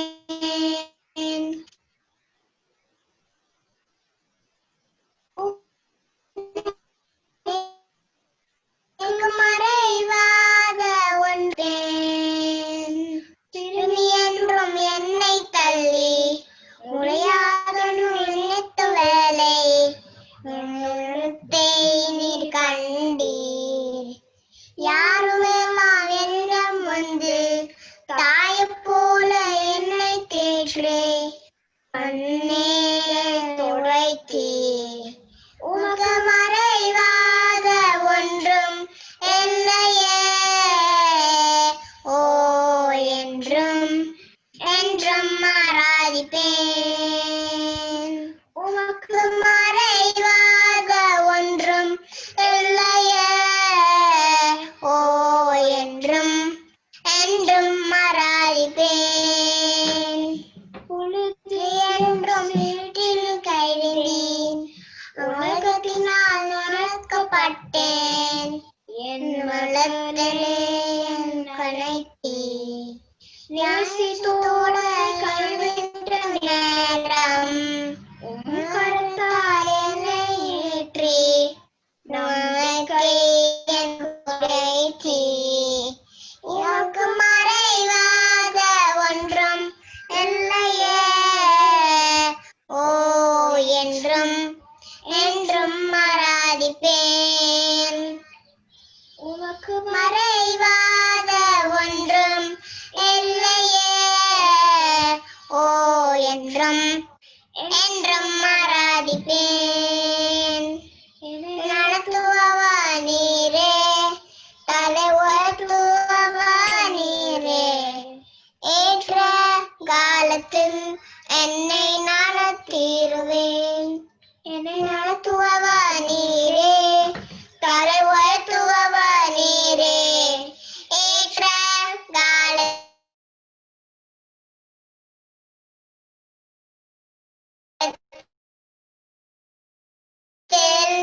என்னை ஓ என்றும் என்றும் ஆராய்வேன். தேங்க்யூ. அருமையாக பாடின சிறுமிகளை தேவன்தாமே ஆசீர்வதிப்பாராக. இந்த நேரத்திலும் நம்ம செய்திக்குள்ளாக கடந்து செல்வோம். என் வாய்ஸ் எல்லாரும் கேக்குதா? ஓகே. ஒரு சிறிய காரியத்தை மட்டும் நான் சொல்லி இருக்கிறேன். வால்யூம் கம்மியா இருக்குது. ஓகே. இப்ப கேக்குதா? கேக்குது. Okay fine. ஒரு சிறிய காரியத்தை மட்டும் நான் சொல்லிட்டு நம்ம செய்திக்குள்ளாக கடந்து செல்வோம். ஏன்னா இந்த காரியத்தை நான் சொல்லாட்டி அது முழுமை அடையாது. எனக்கு இன்னைக்கு செய்தியை கொடுக்க போறவர் மிஸ்டர் ஜோசப் பீட்டர். அவங்கள பாத்தீங்கன்னா எனக்கு 2003 இருந்து தெரியும், சரியா? ஆனா அவருக்கு என்ன தெரியாது, எனக்கு அவர் 2003 இருந்து தெரியும். எப்படி அப்படின்னு பாத்தீங்கன்னா 2003 காமர்ஸ் எக்ஸாம், அதாவது 12th ஸ்டாண்டர்ட் காமர்ஸ் எக்ஸாம் வந்து சாபத்துல வந்துச்சு, சரியா? அப்போ எழுதலாமா எழுத வேணாமா அப்படின்ட்டு எனக்கு இரண்டு மனது, ஓகேவா? ஆனா வந்து எங்க வீட்டுல என்ன சொன்னாங்கன்னா, எதுனாலும் உன் இஷ்டம் அப்படின்னு சொல்லிட்டாங்க, சரியா? அப்போ என்னுடைய நண்பர்கள்லாம் எழுது அப்படின்னு சொல்லி நான் எழுத முடிவு எடுத்துட்டேன். நான் ஸ்ட்ராங்கா இல்லை, அங்கிள் சொன்ன சாட்சியை போல நான் ரொம்ப ஸ்ட்ராங் கிடையாது. ஆனா பாத்தீங்கன்னா எழுதலான்னு முடிவு எடுத்துட்டேன். ஃப்ரெண்ட்ஸ்கிட்ட எல்லாம் எழுதுறேன்னு சொல்லிட்டேன். ஆனா எக்ஸாம் நாள் வர வர எனக்கு ரொம்ப பயமாயிருச்சு. நம்ம இது வரைக்கும் அப்படி எக்ஸாம் எழுதுனது இல்லையே, மத்தவங்க என்ன நினைப்பாங்க அப்படின்ட்டு பயம் வர ஆரம்பிச்சிருச்சு. அந்த பயத்தின் நிமித்தமாகவும், அதாவது குடும்பத்துல, அதாவது நம்மளை பழக்கின விதத்தின் நிமித்தமாகவும், அதாவது கலாச்சாரம்னு சொல்லுவாங்க, அதன் காரணமாகவும் நான் எழுதக்கூடாதுன்னு மீண்டுமாக முடிவு எடுத்தேன். அப்போ எழுதக்கூடாதுன்னு முடிவு எடுத்துட்டு நான் சர்ச்சுக்கு போயிருக்கிறேன், மதுரை கோச்சட சர்ச்ல. அப்போ வந்து மிஸ்டர் ஜோசப் பீட்டர் தான் செர்மன் கொடுத்தாரு. அப்போ பாத்தீங்கன்னா அவரு வந்து சொல்றாரு, இன்னைக்கு காமர்ஸ் எக்ஸாம், என் பொண்ணு பரீட்சை எழுத போல சர்ச்சுக்கு போயிருக்கிறா அப்படின்னு சொன்னாரு. அப்போ அவருடைய அந்த ஃபேஸ் வந்து எனக்கு ரொம்ப ஞாபகமா இருந்துச்சு. மீண்டுமாக ஆண்டவர் அவரை சந்திப்பதற்கு எனக்கு இந்த சென்னையில வாய்ப்பு கொடுத்தாரு. இந்த மீட்டிங் இன்வைட் நான் வந்து நைட்டு 11 மணிக்கு நான் அனுப்பினோடனே எனக்கு ஃபர்ஸ்ட் ஆள் ரிப்ளை பண்ணது வந்து அங்கிள் ஜோசப் தான். அவங்க வந்து காட் பிளஸ் திஸ், இந்த மீட்டிங் யார் நடத்துற அப்படின்னு எல்லா காரியங்களையும் விசாரிச்சாரு. அதற்காக நான் தேவனை ஸ்தோத்திரிக்கிறேன். இந்த நேரத்திலும் அவர் தேவனுடைய சத்தியத்தை நமக்கு வழங்குவார்கள். ஆமென்.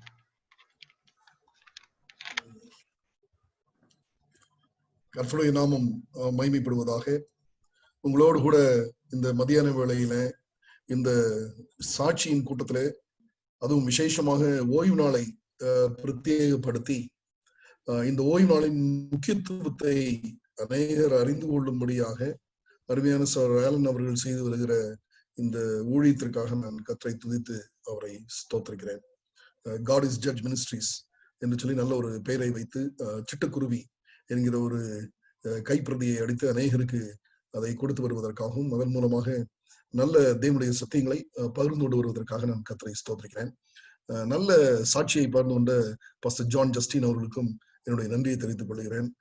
பள்ளிக்கூடத்துல அவங்க படிச்ச காலங்கள்ல அவர் சொல்லும் போது எனக்கு நல்ல ஞாபகம், இந்த இங்கிலீஷ் 1 இங்கிலீஷ் 2 ரெண்டையும் சேர்த்து போட்டு 2ஆல டிவைட் பண்ணி அவர் பாஸ் ஆயிட்டாரு அப்படிங்கிற மாதிரி, அந்த மாதிரி அற்புதமான காரியங்களை தேவன் அவருடைய வாழ்க்கையில செய்திருக்கிறார் என்பதற்காகவும் நான் கர்த்தருக்கு நன்றி சொல்லுகிறேன். அநேகர் இணைந்திருக்கிறீர்கள். உங்கள் யாவரையும் தேவன் ஆசீர்வதிப்பாராக. ஆலன், எனக்கு எவ்வளவு நேரம் டைம் இருக்கு?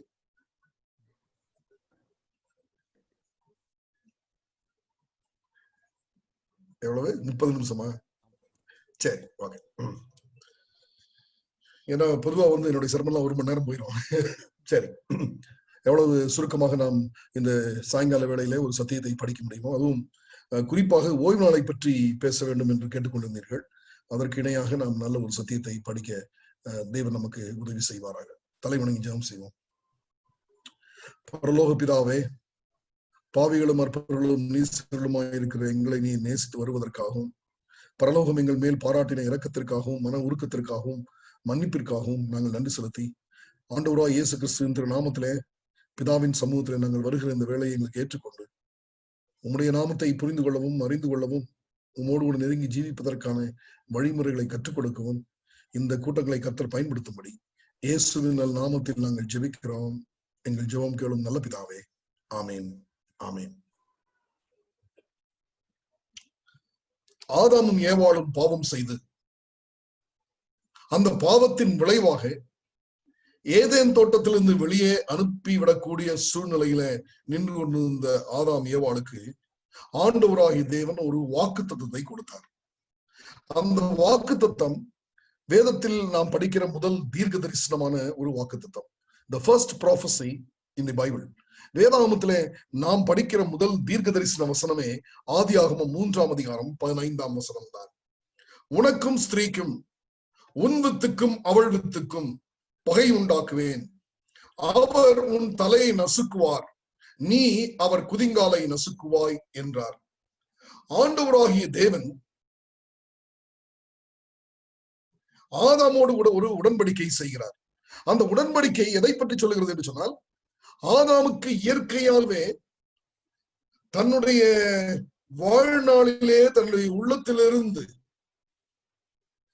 தீமையை எதிர்த்து நிற்கக்கூடிய சக்தி அவனிடத்தில் இல்லை என்கிற சூழ்நிலையில் நான் உனக்குள் இருந்து இதோ உனக்கு விரோதமாக இந்த உலக வாழ்க்கையிலே உன்னை எதிர்த்து நிற்கக்கூடிய சாத்தான் என்பவனுடைய சுவாபத்திலிருந்து உனக்கு விடுதலை கொடுப்பதற்கு நான் உனக்குள் கிரியை செய்ய வேண்டும். தீமைக்கு எதிராக ஒரு பகையை நான் உண்டாக்கினால் மாத்திரமே நீ வெற்றி பெற முடியும் என்று சொல்லி அவனோடு கூட செய்த வாக்குத்தத்தம் தான், உடன்படிக்கை தான். ஆதியாகமம் 3ஆம் அதிகாரம் 15ஆம் வசனம். ஆண்டவராகிய தேவன் நம்மால் எதை செய்ய முடியாதோ அதை அவரால் மாத்திரமே செய்ய முடியும் என்று அநேக காரியங்கள் நம்மிடத்திலே இருக்கிறது. நம்மால் செய்ய முடியாது, பாவத்தை எதிர்த்து நம்மால் நிற்க முடியாது, பாவத்தை நேசிக்கிற இயல்பு நம்மிடத்திலே இருக்கிறது.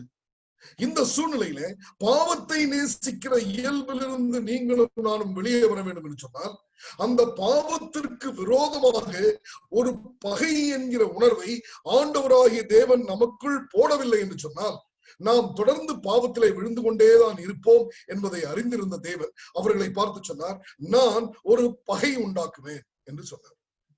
இதே நம்ம பாவம் செய்கிறவர்களாக இருந்தோம் என்று சொன்னால் ஆண்டவராகிய தேவனுடைய பலம் நமக்கு அவசியம் இல்லை. நம்ம இயற்கையாகவே பாவம் செஞ்சுக்கிட்டே இருப்போம்.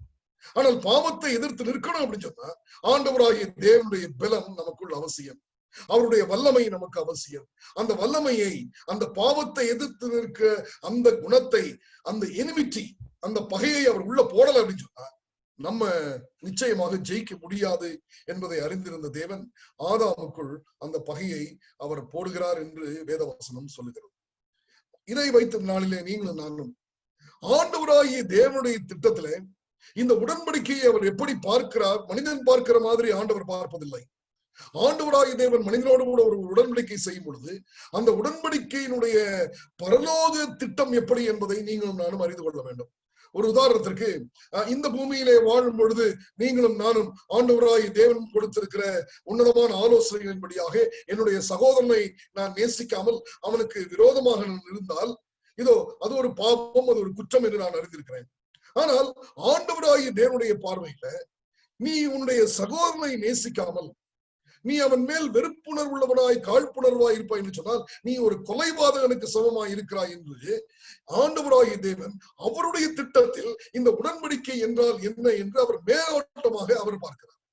அப்போ இந்த பாவத்திற்கு எதிராக, பாவ குணங்களுக்கு எதிராக என்னால் தனிப்பட்ட முறையிலே போராட முடியாது. ஆண்டவராகிய தேவனுடைய பலம் நமக்கு அவசியம். அதைத்தான் அவர் நம்முடைய இருதயத்திற்குள் வைக்கிறார் என்று வேதம் சொல்லுகிறது. அப்ப நான் உனக்குள் இருந்து நீ செய்ய வேண்டியதை நான் உனக்காக செய்வேன், நான் இந்த பாவத்திற்கு எதிரான பகையை உனக்குள் வைப்பேன் என்று ஆண்டவர் ஆதாமுக்கு இந்த 3ஆம் அதிகாரம் 15ஆம் வசனத்துல சொல்ல பொழுது ஆதாம் செய்ய வேண்டியதெல்லாம் ஒன்றே ஒன்றுதான். அந்த ஒன்று என்னவென்று சொன்னால் தேவனுடைய வார்த்தைகளின் மீது விசுவாசம் வைப்பது.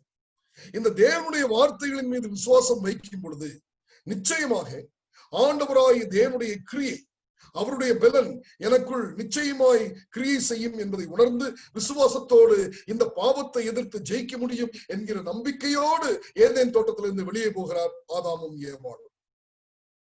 லூக்கா எழுதின சுவிசேஷம் 19ஆம் அதிகாரம் 10ஆம் வசனம். இழந்து போனதை தேடவும் ரட்சிக்கவுமே மனுஷகுமாரன் வந்திருக்கிறார். ஆண்டவராகிய தேவன் இழந்து போனதை தேடுவதற்கு வருகிறார். ரட்சிக்கும்படியாக அவர் நமக்கு தேடி வருகிறார். அவர் தேடி வந்தபடியால் தான் நீங்களும் நானும் ரட்சிக்க முடியும். நாம நம்முடைய முயற்சியினால் அவரிடத்தில் போய் சேர முடியாது என்பதை மறுபடியும் வலியுறுத்தி காட்டும்படியாக ஆண்டவராய் இயேசுவானவர் சொன்னார், இழந்து போனதை தேடவும் ரட்சிக்கவுமே மனுஷகுமாரன் வந்தார் என்று வேதம் சொல்லுகிறது.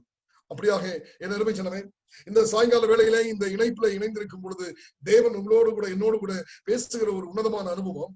அவர் என்னை தேடி வந்து என்னுடைய இருதயத்திற்குள் பாவத்திற்கு எதிரான வெறுப்பை, பகையை அவர் போடவில்லை என்று சொன்னால் நாம் வெற்றி பெற்றவர்களாக வாழ முடியாது என்பதை அறிந்து கொள்ளும்படியாய் தேவன் ஏதேன் தோட்டத்துல ஆதாமுக்கு ஏவாளுக்கும் ஒரு தீர்க்க தரிசனத்தை சொல்லி ஒரு உடன்படிக்கையை ஏற்படுத்தி அவர்களை அனுப்பிவிட்டார். ஆகவே இந்த உடன்படிக்கை என்பது மிக மிக முக்கியம். இந்த உடன்படிக்கை என்றால் என்ன? இந்த உடன்படிக்கை ஏன் நம்முடைய வாழ்க்கைக்கு முக்கியமானதாக இருக்கிறது என்பதை அறிந்து கொள்ளும்படியாய் பழைய ஏற்பாட்டின் காலத்திலிருந்து ஒரு சில வசனங்களை உங்களோடு கூட சேர்ந்து நான் பகிர்ந்து கொண்டு இந்த நாளின் சத்தியத்தை ஆராய்ந்து படிக்கும்படியாய் காத்திருக்கிறேன். ஆதியாகமம் 9ஆம் அதிகாரம் 8ஆம் வசனம். பின்னும் தேவன் நோவாவையும் அவன் குமாரரையும் நோக்கி, நான் உங்களோடும் உங்களுக்கு பின்வரும் உங்கள் சந்ததியோடும், நல்லா கவனிங்க, உங்களோட பேழையிலிருந்து புறப்பட்ட சகல ஜீவ ஜந்துக்கள் முதல் இனி பூமியில் உண்டாக போகிற சகல ஜீவ ஜந்துக்கள் வரையும், இன்க்ளூடிங் அனிமல்ஸ், மிருகங்களையும் சேர்த்து பறவைகளையும் சேர்த்து அவர் சொல்றாரு, பறவைகளோடும் நாட்டு மிருகங்களோடும் உங்களிடத்தில் இருக்கிற பூமியில் உள்ள சகல காட்டு மிருகங்களோடும் என் உடன்படிக்கையை ஏற்படுத்துகிறேன் என்றார். என் உடன்படிக்கையை ஏற்படுத்து. இப்ப கேள்வி, இந்த உடன்படிக்கை யாருடைய? ஆதாம் ஏவாளோடு செய்த உடன்படிக்கை யாருடைய உடன்படிக்கை? நோவாவோடு கூட ஆண்டவராகிய தேவன் செய்கிற உடன்படிக்கை யாருடைய உடன்படிக்கை? வேதம் சொல்லுகிறது என் உடன்படிக்கை, மை கவனன்ட், என்னுடைய உடன்படிக்கை என்று அவர் சொல்லுகிறார். 11ஆம் வசனம். இனி மாம்சமானவைகளை எல்லாம் ஜலப்பிரளயத்தினால் சங்கரிக்கப்படுவதில்லை என்றும் பூமியை அழிக்க இனி ஜலப்பிரளயம் உண்டாவதில்லை என்றும் உங்களோட என் உடன்படிக்கையை ஏற்படுத்துகிறேன் என்கிறார். மறுபடியும் அவர் பயன்படுத்துகிற வார்த்தை, நான் உனக்கு ஒரு கமிட்மெண்ட் கொடுக்கிறேன். அந்த கமிட்மெண்ட் என்ன அப்படின்னு சொன்னா, இனிமேல் இந்த பூமியை வெள்ளத்தால் நான் அழிப்பதில்லை. பூமியை அழிக்கவே மாட்டேன்னு சொல்லல, பூமியை அழிப்பேன், ஆனா இனிமேல் வெள்ளத்தினால் பூமியை அழிக்க மாட்டேன் அப்படின்னு சொல்லி ஒரு உடன்படிக்கை செய்தார் என்று சொல்லி ஒரு கவனன்ட், ஒரு அக்ரிமெண்ட் அவர் போடுறாரு நோவாவோடு. 12ஆம் வசனம். அன்றியும் தேவன் எனக்கும் உங்களுக்கும் உங்களிடத்தில் இருக்கும் சகல ஜீவ ஜந்துக்களுக்கும் நித்திய தலைமுறைகளுக்கென்று நான் செய்கிற உடன்படிக்கையின் அடையாளமாக, நான் செய்கிற the covenant which I make. நல்லா கவனிக்கணும். அப்போ இந்த உடன்படிக்கையில நோவாவுடைய பங்கு என்ன நினைக்கிறீங்க? நோவாவுடைய பங்கு ஒண்ணுமே இல்லை. தோட்டத்துல ஆதாம் ஏவாளோடு தேவன் உடன்படிக்கை செய்த பொழுது ஆதாம் ஏவாளோட பங்கு என்ன? ஒண்ணுமே இல்லை. ஏதாவது சொல்ல முடியுமா? அந்த உடன்படிக்கையில ஏதாவது கூட்ட முடியுமா? அந்த உடன்படிக்கையில ஏதாவது வேண்டாம் என்று சொல்லி வெளியே எடுக்க முடியுமா? ஒன்றும் செய்ய முடியாது. வேதம் சொல்லுகிறது என் உடன்படிக்கை, என் உடன்படிக்கை. அப்ப அந்த வார்த்தையை நம்ம மிக முக்கியத்துவப்படுத்தி படிக்க வேண்டி இருக்கிறது. நித்திய தலைமுறைகளுக்கென்று நான் செய்கிற உடன்படிக்கையின் அடையாளமாக. அப்போ this is the token of the covenant which I make. நான் பண்ற உடன்படிக்கை. 13. நான் என் வில்லை மேகத்தில் வைத்தேன், அது எனக்கும் பூமிக்கும் உண்டான உடன்படிக்கைக்கு அடையாளமாக இருக்கும். அப்ப ஆண்டவர் சொல்றாரு, நான் ஒரு வில்ல வானத்துல வைக்கிறேன், மழை பெய்யும் போது அந்த வானவில்ல பார்க்கும் போதெல்லாம் இனிமேல் ஆண்டவர் இந்த பூமியை வெள்ளத்தால் அழிக்க மாட்டார் என்பதை நீ புரிந்து கொள்வ என்று சொல்லி என் உடன்படிக்கை, என் உடன்படிக்கை என்று அவர் சொல்லுகிறார்.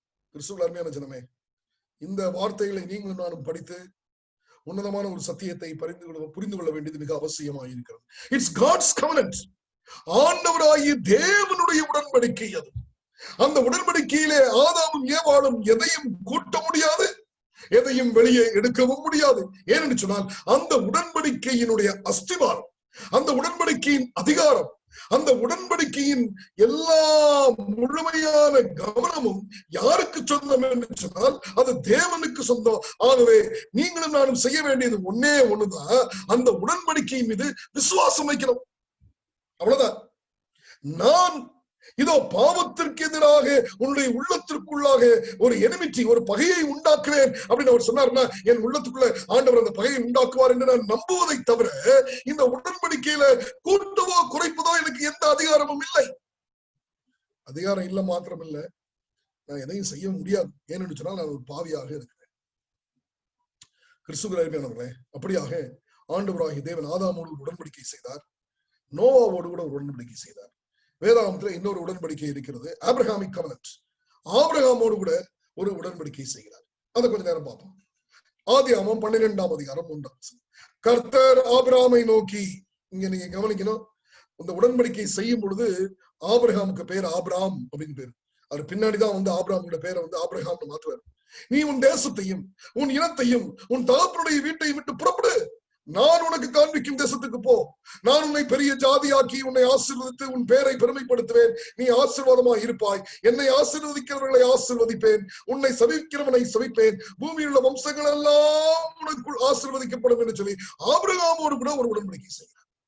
இப்ப உங்களுக்கு ஒரு கேள்வி, இந்த உடன்படிக்கையில ஆபிரகாம் ஏதாவது ஆட் பண்ணலாமா? ஆண்டவரே நான் உனக்கு 2 பாயிண்ட்லாம் சொல்றேன், நீங்க அதையும் சேர்த்துக்கீங்க அப்படின்னு ஆபிரகாம் சொல்ல முடியுமா? சொல்ல முடியுமா? இல்ல ஆண்டவரே இந்த உடன்படிக்கையில எனக்கு பிடிக்காதெல்லாம் ஒண்ணு இருக்கு, சில கண்டிஷன் எல்லாம் போடுறீங்க, அதனால அந்த உடன்படிக்கையில அதெல்லாம் எடுத்திருக்கேன் அப்படின்னு ஆபிரகாம் சொல்ல முடியுமா? ஆபிரகாமும் சரி, நோவாவும் சரி, ஆதாம் ஏவாளும் சரி, ஆண்டவராகிய தேவன் ஏற்படுத்தின மை கவனன்ட் என் உடன்படிக்கை என்று சொல்லுகிற அந்த உடன்படிக்கையிலிருந்து ஒரு வார்த்தையை கூட்டுவதற்கோ ஒரு வார்த்தையை எடுப்பதற்கோ மனிதனுக்கு அதிகாரம் இல்லை.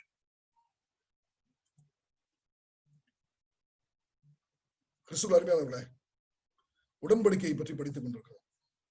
யாத்ராகமம் 19ஆம் அதிகாரம். அடுத்தது இன்னொரு உடன்படிக்கை. யாத்ராகமம் 19ஆம் அதிகாரம் 4ஆம் வசனத்திலிருந்து நான் வாசிக்கிறேன். 5ஆம் வசனம். இப்பொழுது நீங்கள் என் வாக்கை உள்ளபடி கேட்டு என் உடன்படிக்கையை கை கொள்வீர்களானால், இப்ப மறுபடியும் ஒரு உடன்படிக்கை ஏற்படுத்துகிறார். இந்த உடன்படிக்கை இஸ்ரவேல் ஜனங்களோடு கூட ஏற்படுத்துகிறார். இந்த இஸ்ரவேல் ஜனங்களுக்கு மோசையை தலைவராக வைத்திருக்கிறார். அப்போ ஆதாம் ஏவாள் உடன்படிக்கை, நோவாவோடு கூட உடன்படிக்கை, ஆபிரகாமோடு கூட உடன்படிக்கை, இப்போ இஸ்ரவேல் என்னும் ஜனத்தோடு கூட ஒரு உடன்படிக்கை. இந்த ஜனத்தோடு கூட பண்ணுகிற உடன்படிக்கை நல்லா கவனிங்க. நீங்கள் என் வாக்கை உள்ளபடி கேட்டு உடன்படிக்கையை கை கொள்கிறீர்கள். அப்போ நான் கொடுக்கிற அந்த உடன்படிக்கையில் இருக்கிற வாக்க உள்ளபடிதான் கேட்கணும். அந்த உடன்படிக்கையில் இருக்கிற வார்த்தைகள் எல்லாம் எடுத்துக்கிட்டு அல்லது சேர்த்துக்கிட்டு எனக்கு இதெல்லாம் வேணும் அப்படின்னு நீங்க கீழ்ப்படிய வேண்டிய அவசியம் இல்லை. நான் கொடுக்கிற உடன்படிக்கையை உள்ளபடி கேட்டு அது இருக்கிற மாதிரியே சரியாய் நீ செய்வாயானால், யாத்ரா 34ஆம் அதிகாரம் 27ஆம். பின்னும் கர்த்தர் மோசையை நோக்கி இந்த வார்த்தைகளை நீ எழுது. இப்போ உங்களுக்கு நல்லா தெரியும், ஆண்டவராகிய தேவன் மோசேவுக்கு எரிகிற அக்னிச்சிலையிலே தரிசனமானார். இப்ப இஸ்ரவேல் ஜனங்களோடு கூட இதோ எரிகிற மிகவும் உஷ்ணமா எரிந்து கொண்டிருக்கிற சீனாயின் மலையிலே அக்னி நடுவிலே இருந்து பேசுகிற காட்சி. 34ஆம் அதிகாரம் 27ஆம் வசனம். பின்னும் கர்த்தர் மோசையை நோக்கி இந்த வார்த்தைகளை நீ எழுது. இப்ப ஆண்டவராகிய தேவன் சொல்றாரு, இந்த வார்த்தைகளை நீ எழுது. இந்த வார்த்தைகளின்படியே உன்னோடும் இஸ்ரவேலோடும் உடன்படிக்கை பண்ணினேன் என்றார். ஆண்டவராகிய தேவன் ஒரு உடன்படிக்கை செய்கிறார். 28ஆம் வசனம். அங்கே அவன் அப்பம் புசியாமலும் தண்ணீர் குடியாமலும் இரவும் பகலும் 40 நாள் கர்த்தரோட இருந்தான். அவன் 10 கற்பனைகளாகிய உடன்படிக்கையின் வார்த்தைகளை பலகைகளில் எழுதினான். ஆண்டவராகிய தேவன் உங்களுக்கும் எனக்கும் ஒரு உன்னதமான வாக்குத்தத்தத்தை கொடுக்கிறார்.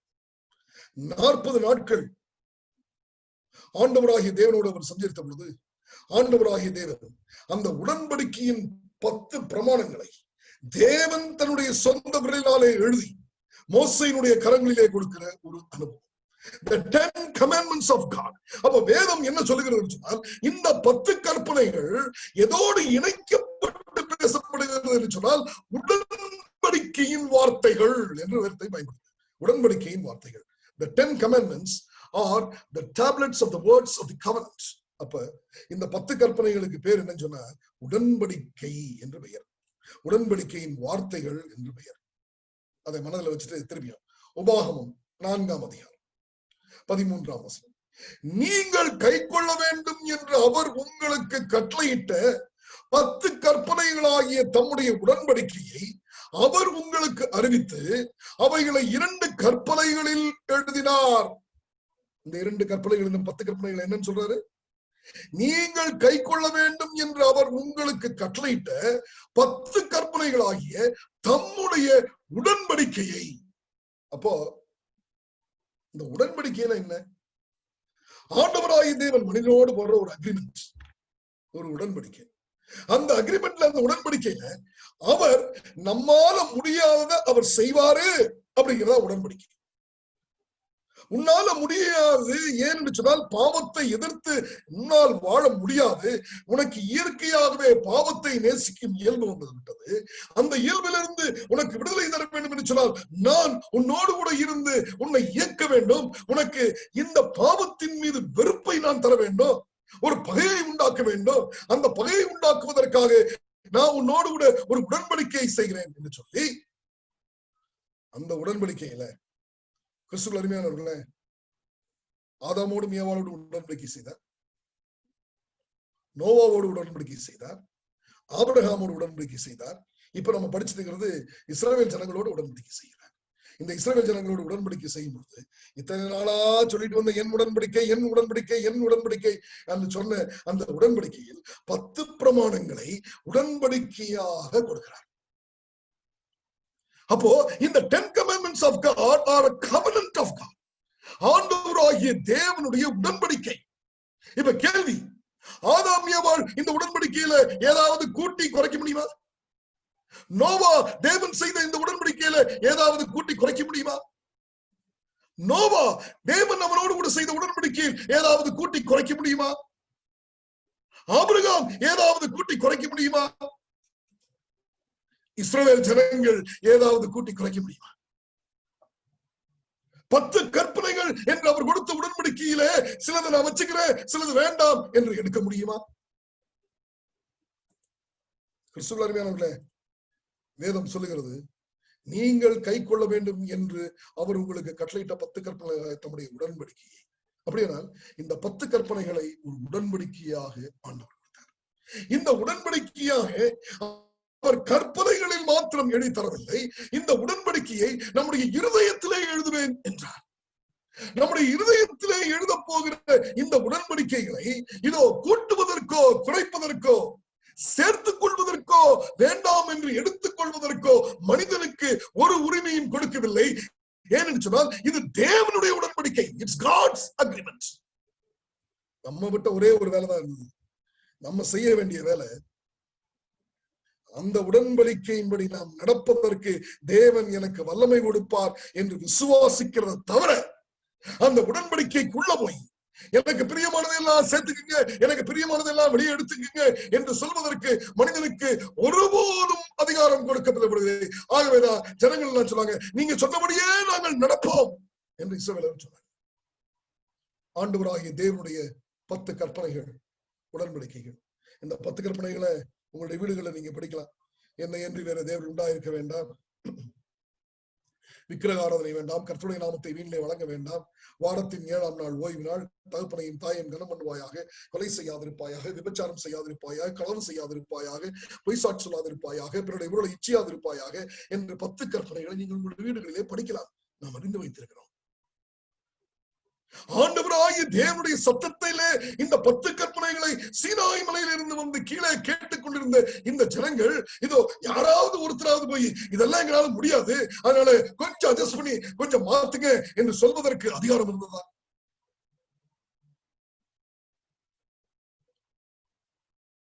அல்லது ஆண்டவரே இதெல்லாத்திலிருந்து கொஞ்சத்தை நாங்க வெளியே எடுத்துறோம், எங்களால முடியாது என்று சொல்வதற்கு யாருக்காவது அதிகாரம் இருக்கிறதா? அந்த 10 கற்பனைகளில் இருக்கிற ஒவ்வொரு கற்பனைகளையும் அங்கே உள்ளே வைத்தது தேவன். மனுஷன் ஒண்ணுமே வைக்கல. மனுஷனுக்கு அதிகாரமே இல்லை. ஏன் சொன்னா, மனுஷன் உள்ள போய் வைக்கணும்னு சொன்னா மனுஷனுக்கு நீதி இல்லை. ஒரு சட்டத்தை இயற்றும் பொழுது அந்த சட்டம் என்னுடைய சட்டமாக இருக்க வேண்டும் என்று நான் நினைத்து நான் அந்த சட்டத்திற்குள் ஒரு பங்காக நான் மாற வேண்டும் என்று சொன்னால் நான் நீதி உள்ளவனாக இருக்க வேண்டும். ஆனால் என்னிடத்தில் அநீதியும் பாவமும் இருக்கிறது. அப்ப பாவத்தை பத்தி வேணா நான் போய் எழுதலாம், முடிய நீதியை பற்றி எழுதுவதற்கு எனக்கு தகுதி இல்லை. நான் அபாத்திரன். அப்ப ஆதாம் கூட்டல எடுக்கல, நோவா கூட்டல எடுக்கல, ஆபிரகாம் கூட்டல எடுக்கல, இஸ்ரவேல் ஜனங்களும் கூட்டங்களும் எடுக்கல. ஆனா இன்னைக்கு ஒரு பிரச்சனை ஏன்னு சொன்னா, உலகம் முழுவதும் சேர்ந்து ஒன்னை எடுத்துடணும் அப்படின்னு பயங்கர முயற்சி. அந்த ஒன்னை எடுத்துடணும் அப்படின்னு பண்ற பயங்கர முயற்சி தான் 4வது கற்பனை, வாரத்தின் 7ஆம் நாள் ஓய்வு நாள் என்கிற கற்பனை. அப்போ இவ்வளவு நேரமா நம்ம படிச்ச இந்த உடன்படிக்கை அப்படிங்கிற பாடத்தை வச்சு சொல்லுங்க, நமக்கு யாருக்காவது இந்த தேவன் கொடுத்த இந்த உடன்படிக்கையில அந்த 4வது உடன்படிக்கையா இருக்கிற வாரத்தின் 7ஆம் நாள் ஓய்வு நாள் என்கிற உடன்படிக்கையில நான் போய் கூட்ட முடியுமா? வேண்டாம் என்று எடுக்க முடியுமா? 7 அல்ல 1ன்னு வச்சுக்க 3ன்னு வச்சுக்க மாற்ற முடியுமா? ஒருபோதும் இல்லை. இம்பாசிபிள். ஆதாம்னால முடியல. தேவனால் நேசிக்கப்பட்ட நோவாவால் முடியல. ஆண்டவராகிய தேவனுக்கு அடையாளமாயிருந்த ஆபிரகாம்னால முடியல. இயேசுவுக்கு மாதிரியாக இருந்து இஸ்ரவேல் ஜனங்களை பாவத்திலிருந்து அடிமைத்தனத்திலிருந்து வெளியே கொண்டு போகிற நிழலாயிருந்த மோசையினால முடியாது. பாவிகளாயிருக்கிற நீங்களும் நானும் போய் ஆண்டவராகிய தேவன் ஏற்படுத்தின உடன்படிக்கையில் இருக்கிற ஒரு கற்பனையை எடுத்து அதை மாற்ற முடியுமா? மாற்றலாம் என்று போராடி கொண்டிருக்கிறது இன்று அநேக சபைகள். அதற்கு அநேக சாக்கு போக்குகளை சொல்லிக் கொண்டிருக்கிறார்கள். மாற்றலாமா? ஒரு வசனத்தை வாசிப்போம். கலாத்தியர் 3ஆம் அதிகாரம் 15ஆம் வசனம். கலாத்தியர் 3:15. சகோதரரே, மனுஷர் முறைமையின்படி சொல்லுகிறேன், மனுஷர்களுக்குள்ளே உறுதி பண்ணப்பட்ட உடன்படிக்கையை ஒருவனும் தள்ளுகிறதும் இல்லை, அதனுடைய ஒன்றையும் கூட்டுகிறதும் இல்லை. Praise the Lord.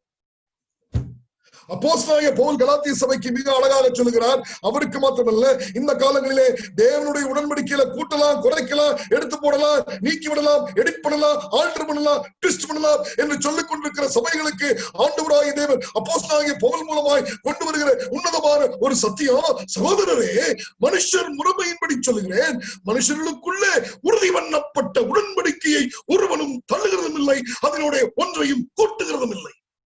அப்போ no one can change. முடியுமா? அதுவும் பழைய ஏற்பாட்டுல அழகான ஒரு பாடத்தை கொடுத்தாரு. என்ன பாடத்தை கொடுத்தாரு?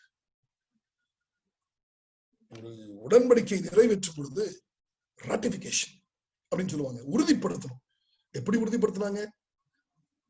ஆண்டவராகிய தேவன் இஸ்ரவேல் ஜனங்களை வழிநடத்தின காலங்களிலே மோசேயினுடைய நியாய பிரமாணங்களை எல்லாம் இதோ ஒரு புஸ்தகத்துல எழுதி, இந்த சடங்குகள் எல்லாம் இப்படித்தான் இருக்க வேண்டும் என்று ஒரு புஸ்தகத்துல எழுதி, அந்த சடங்குகளின் புஸ்தகத்தை உடன்படிக்கை பெட்டிக்கு வெளியே வைக்கும்படியாக ஆண்டவராகிய தேவன் சொன்ன பொழுது அந்த ஜனங்கள் எல்லாம் சேர்ந்து சொன்னாங்க, நாங்கள் செய்வோம், நாங்கள் செய்வோம், we will do it, we will do it அப்படின்னு இஸ்ரவேல் ஜனங்க சொன்ன உடனே மோசே என்ன செஞ்சாரு? ஒரு காளையை பலி கொடுத்து, இதோ அந்த காளை பலியின் ரத்தத்தின் மூலமாய் உறுதி செய்யப்பட்டது அந்த உடன்படிக்கை.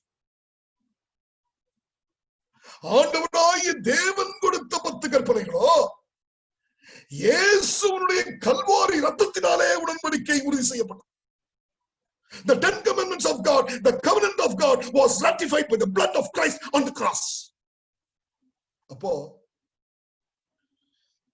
யாராவது அந்த உடன்படிக்கையை மாத்தணும், ஆட் பண்ணணும், டெலீட் பண்ணணும் அப்படின்னா எப்ப பண்ணிருக்கணும் சொன்னா, இயேசுவானவருடைய சாவுக்கு முன்பு பண்ணிருக்கணும்.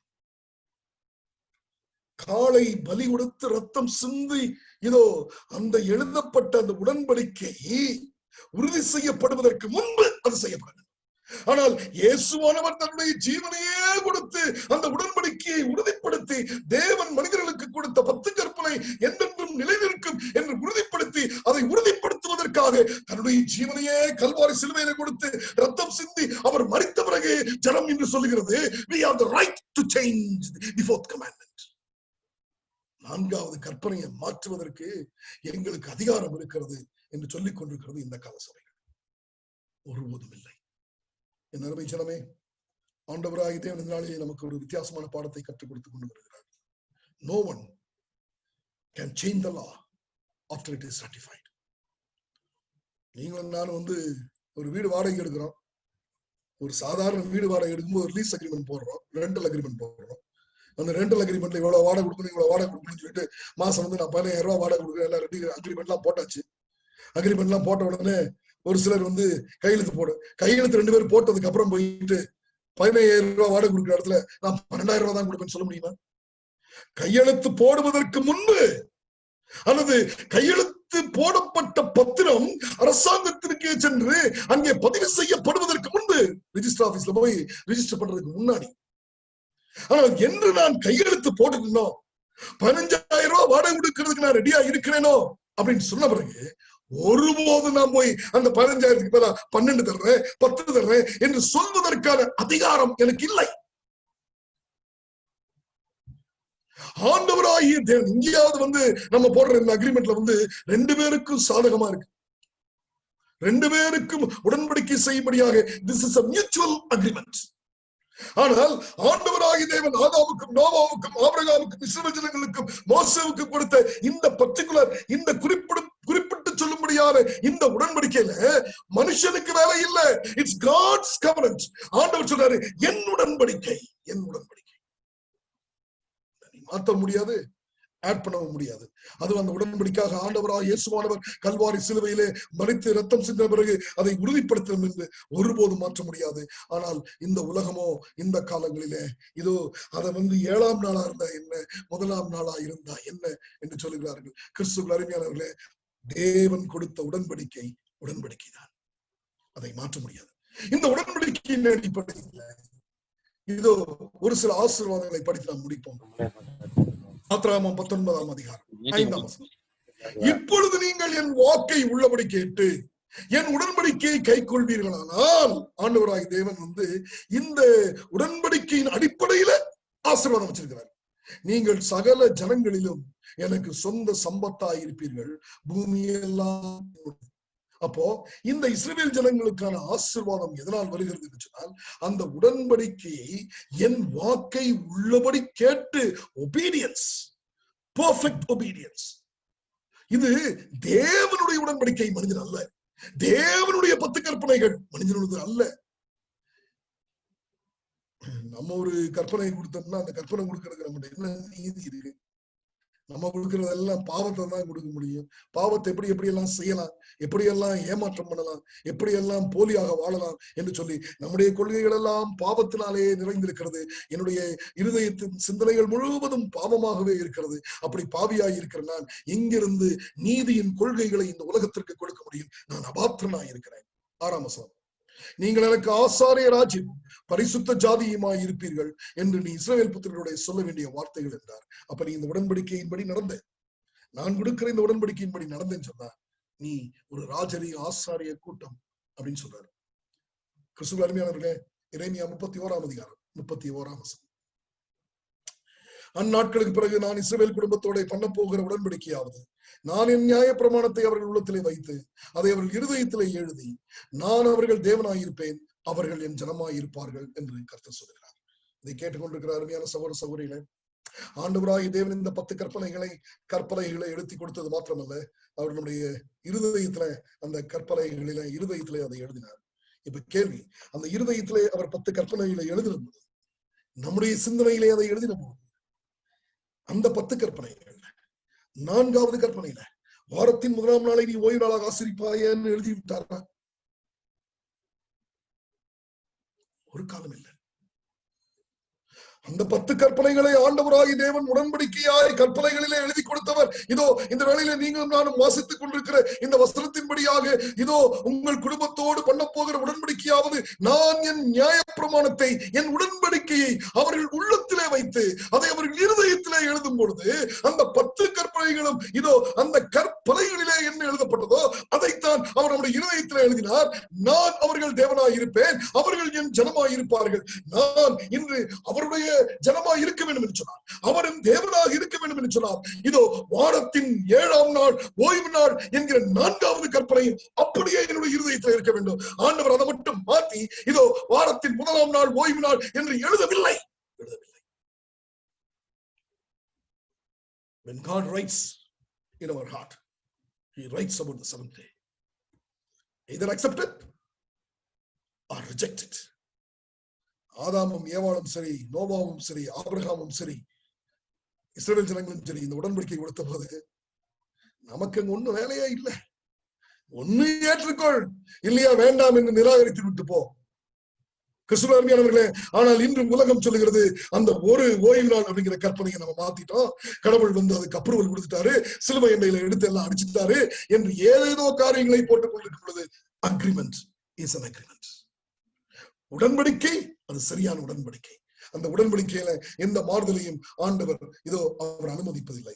கிறிஸ்துவுக்குள் அருமையானவர்களே, பாவத்திற்கு முன்பு ஆதியாகமம் 2ஆம் அதிகாரம் 2ஆம் வசனத்தை வாசிங்க. 2:3 ஒரு ஆச்சரியமான ஒரு சத்தியத்தை பார்க்க முடியும்.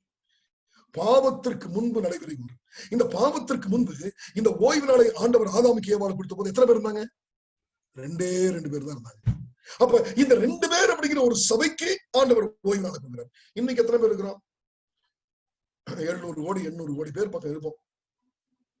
அன்னைக்கு 2 பேருக்கு என்ன உடன்படிக்கை கொடுத்தாங்க, அந்த 2 பேருக்கு அந்த உடன்படிக்கையின் என்ன ஆசீர்வாதத்தை கொடுத்தாங்க, அதேதான் இன்றைக்கு இதோ 700 கோடி பேர் ஜனங்களுக்கும் பொருந்தோ. அன்னைக்கு 2 பேர் இருந்த சர்ச்சு இன்னைக்கு 700 பேர் இருக்கிற இந்த உலகம் என்னும் சபை. அப்ப ஆண்டவராகிய தேவன் ஒருபோதும் மாறல. நம்ம பாப்புலேஷன் அதிகமாக வந்துட்டோம். ஆனா அவருடைய உடன்படிக்கை அன்று ஏற்படுத்தின உடன்படிக்கைக்கு பேரு நித்திய உடன்படிக்கை, எவர்லாஸ்டிங். அது முடிவரையும் அது நிலைத்து நிற்கக்கூடிய உடன்படிக்கை. அந்த உடன்படிக்கையை ஆண்டவர் ஆதாமை அவரோடு உறுதி செய்யும் பொழுது எப்படி உறுதி செய்வார் பாருங்க. பாவத்திற்கு முன்பு 2ஆம் வசனம், தேவன் தாம் செய்து தம்முடைய கிரியைகளை 7ஆம் நாளிலே நிறைவேற்றி தாம் உண்டாக்கின தம்முடைய கிரியைகளை எல்லாம் முடித்த பின்பு 7ஆம் நாளிலே ஓய்ந்திருந்தார். தேவன் தாம் சிருஷ்டித்து உண்டு பண்ணின தம்முடைய கிரியைகளை எல்லாம் முடித்த பின்பு அதிலே ஓய்ந்திருந்தபடியா தேவன் 7ஆம் நாளை ஆசீர்வதித்து அதை பரிசுத்தமாக்கினார். இப்ப உங்களுக்கு ஒரு கேள்வி. இந்த 2 வசனத்துல 7ஆம் நாள் அப்படிங்கிற வார்த்தை எத்தனை வருது? இந்த 2 வசனத்துல 7ஆம் நாள் அப்படிங்கிற அந்த வார்த்தை மாத்திரம் எத்தனை வருது தெரியுங்களா? 7ஆம் நாள் அப்படி நேரடியா சொல்றது 3. ஆனால் நல்லா படிச்சீங்கன்னா 5 எப்படின்னு சொல்ல பாருங்க. தேவன் தாம் செய்து தம்முடைய கிரியைகளை 7ஆம் நாளிலே நிறைவேற்றி 1, தாம் உண்டாக்கின தம்முடைய கிரியைகளை எல்லாம் முடித்த பின்பு 7ஆம் நாளிலே 2 ஓய்ந்திருந்தார். 3, தேவன் தாம் சிருஷ்டித்து உண்டு பண்ணின தம்முடைய கிரியைகள் எல்லாம் முடித்து அதிலே ஓய்ந்திருந்தபடியால், எதுல? 7ஆம் நாளிலே ஓய்ந்திருந்தபடியால் 3, தேவன் 7ஆம் நாளை 4 ஆசீர்வதித்து அதை எதை? 7ஆம் நாளை பரிசுத்தமாக்கினார். அப்போ ஆதாம் ஏவாள் அப்படிங்கிற 2 பேருக்கு ஒரு 2 வசனத்துல 7ஆம் நாள் அப்படிங்கிற அந்த வார்த்தையை 5 தடவை சொல்றாருன்னா முக்கியம் இல்லாமையா சொல்றாரு. அல்லேலூயா. ஆசீர்வாதம் அப்படிங்கிற வார்த்தை மாத்திரம் 5 தடவை 10 தடவை வரும்போது அது எனக்கு பெரிய ஆசீர்வாதம் நினைக்கிறமே. இந்த 2 பேர் இருக்கிற ஆதாம் ஏவாள் என்கிற சபைக்கு அவர் பேசும்போது இந்த 7ஆம் நாளின் முக்கியத்துவத்தை சொல்லும்படியாக 5 தடவை 7ஆம் நாள் சொல்றாரு. முக்கியம் இல்லாமையா சொன்னார். இதை நம்முடைய இருதயத்திலே அவர் எழுதினார். முடிப்போம். கிறிஸ்துவ இந்த ஜனத்தொகை 2 பேர் இருந்த சமயங்களிலே ஆண்டவர் 7ஆம் நாளை அவர்களுக்கு கொடுத்தார். இந்த 7ஆம் நாளை மாற்றலாமா? அவர் நம்முடைய உள்ளத்திலே இருந்து நாம் கிரியை செய்யவில்லை என்று சொன்னால் இந்த ஓய்வு நாளை ஆசரிப்பது கடினம். எசேக்கியேல் 36ஆம் அதிகாரம் 26, 27, உங்களுக்கு நவமான இருதயத்தை கொடுத்து உங்கள் உள்ளத்திலே புதிதான ஆவியை கட்டளையிட்டு கல்லான இருதயத்தை உங்கள் மாம்சத்திலிருந்து எடுத்து போட்டு சதையான இருதயத்தை உங்களுக்கு கொடுப்பேன் என்றார்.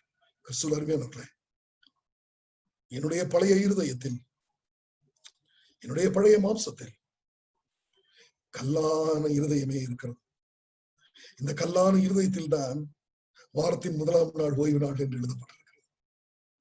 அந்த கல்லான இருதயத்தை ஆண்டவர் மாற்ற வேண்டும் என்று விரும்புகிறார். ஆண்டவராகிய தேவன் சிலுவையின் மரணத்திலே ஓய்வு நாளை அடித்து விட்டார் என்று சொல்லிக் கொண்டிருக்கிற கல்லான இருதயம் எனக்கு இருக்கிறது.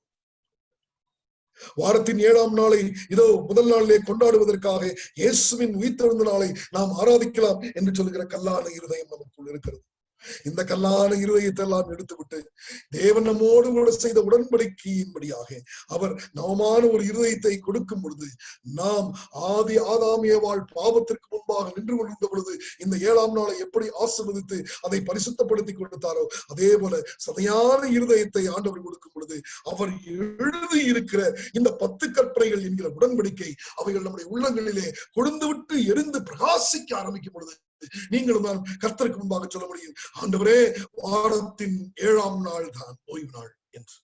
27, உங்கள் உள்ளத்திலே என் ஆவியை வைத்து உங்களை என் கட்டளைகளில் நடக்கவும் என் நியாயங்களை கை கொள்ளவும் அவைகளின்படி செய்யவும் பண்ணுவேன். என்ன சொல்றாரு? இந்த மனதில் எழுதியிருக்கிற இந்த உடன்படிக்கை இருக்குல்லவா, இந்த உடன்படிக்கையின்படி வாரத்தின் 7ஆம் நாள் ஓய்வு நாள் படி அதையே நீ ஏற்றுக்கொண்டு seventh day is the Sabbath day என்கிற அந்த கற்பனையை நீ ஏற்றுக்கொள்ளணும்னு சொன்னா, முதல்ல உங்ககிட்ட இருக்கிற கல்லான இருதயத்தை நான் எடுத்து, இதோ உன்னுடைய மாம்சமான இருதயத்துல நான் எழுதி கொடுத்த பாத்தியா, இந்த உடன்படிக்கை எழுதி கொடுத்தது இல்லையா, அந்த உடன்படிக்கையின்படி நீ நடப்பதற்கு உன்னுடைய உள்ளத்திலே என் ஆவியானவரை தந்து என் கட்டளைகளிலே நடப்பதற்கும் என் நியாயங்களை கை கொள்ளவும் அவைகளின்படி செய்யவும் I will do it. உன்னால முடியாது. அதுதான் ஆதாமே அவளுக்கு சொன்னாரு. ஆதியாகமம் 3:15 உனக்கும் வித்துக்கும் முன் ஸ்திரீக்கும் அவளுக்கும் பகையை உண்டாக்குவேன். அப்ப கிறிஸ்துவர்களே, we cannot do it. வாரத்தின் 7ஆம் நாள் ஓய்வு நாளை நான் ஆசரிக்கிறேன் என்று என்னால் முடியாது. ஆனால் தேவன் நவமான இருதயத்தை தரும் பொழுது நிச்சயமாக முடியும். சங்கீதம் 51:10 அதைத்தான் தாவீது கேட்கிறார். தேவனே, சுத்த இருதயத்தை என்னிலே சிருஷ்டியும், நிலைவரமான ஆவியை என் உள்ளத்திலே புதுப்பியும். இந்த சாயங்கால வேளையில இந்த ஓய்வு நாளின் சாட்சியில இணைந்திருக்கிறவர்கள் நீங்கள் யாராக இருந்தாலும் சரி, வாரத்தின் 7ஆம் நாள் ஓய்வு நாள் என்கிற சத்தியத்தை ஒரு புதிய பரிணாமத்திலே நாம் படித்திருக்கிறோம். இன்று உடன்படிக்கையை வைத்து இது நமக்கு ஒரு பாடமாக இருக்கலாம். ஆனால் இந்த பாடத்தின் மூலமாக ஆண்டவராகிய தேவன் உங்களுக்கும் எனக்கும் கற்றுக் கொடுக்கிற ஒரு உன்னதமான பாடம் என்னவென்று சொன்னால், நம்முடைய இருதயத்திலே ஆண்டவராகிய தேவன் இவைகள் எல்லாம் உடன்படிக்கையாக எழுதியிருக்கிறார். இதை கூட்டுவதற்கோ இதை குறைப்பதற்கோ ஆதாம், ஏவாள், ஆபிரகாம், நோவா, இஸ்ரவேல் ஜனங்கள், மோசே யாருக்கும் அதிகாரம் கொடுக்கவில்லை. எனக்கும் அந்த அதிகாரம் இல்லை.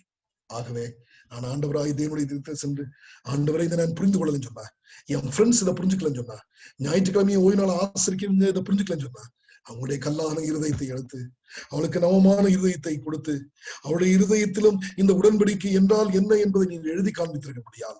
அந்த உடன்படிக்கையை அவர்களுக்கு புரிய வைத்து, என் தேவனே நீர் அவர்களுக்கு உதவி செய்து, அவர்கள் இந்த புதிய மாம்சத்துல, இந்த சதையான இருதயத்திலிருந்து நவமான இருதயத்துல, உள்ளத்திலே புதிதான ஆவியை கொண்டு அவருடைய பலத்தினாலே நாங்கள் இந்த வாரத்தின் 7ஆம் நாள் ஓய்வு நாளை அங்கீகரிக்கிறோம், ஏற்றுக்கொள்ளுகிறோம் என்று சொல்லி, அந்த கட்டளைகளின்படி நாங்கள் நடப்பதற்கும் அந்த நியாயங்களை கை கொள்வதற்கும் தேவன் எங்களுக்கு பலன் தருவார் என்கிற நம்பிக்கையோடு, கர்த்தாவே எங்களுடைய இருதயங்களிலே நாங்கள் எங்களுக்காகவும் பிறருக்காகவும் ஜெபிக்கிற ஒரு கூட்டமாய் இருக்கிறோம் என்று சொல்லும்படி ஆண்டவர் உங்களையும் என்னையும் அழைத்திருக்கிறார். ஆகவே பிரைஸ் தி லார்ட். ஆண்டவராகிய தேவன் உங்களையும் என்னையும் இந்த உன்னதமான சத்தியத்திற்கு அழைத்து வந்திருக்கிறார். உடன்படிக்கை ஒரு உடன்படிக்கை தான். தேவன் செய்த உடன்படிக்கையில நமக்கு ஒரு பங்கும் இல்லை. ஒன்னே ஒண்ணுதான் நம்ம செய்ய வேண்டியது, ஜஸ்ட் பிலீவ் அண்ட் ஒபே. கீழ்ப்படிந்து வாழ்ந்து காண்பி, அதுவே பெரிய ஆசீர்வாதம். அந்த ஆசீர்வாதத்தை தேவன் உங்களுக்கும் எனக்கும் இந்த ஓய்வு நாளிலே தருவாராக. ஆமென்.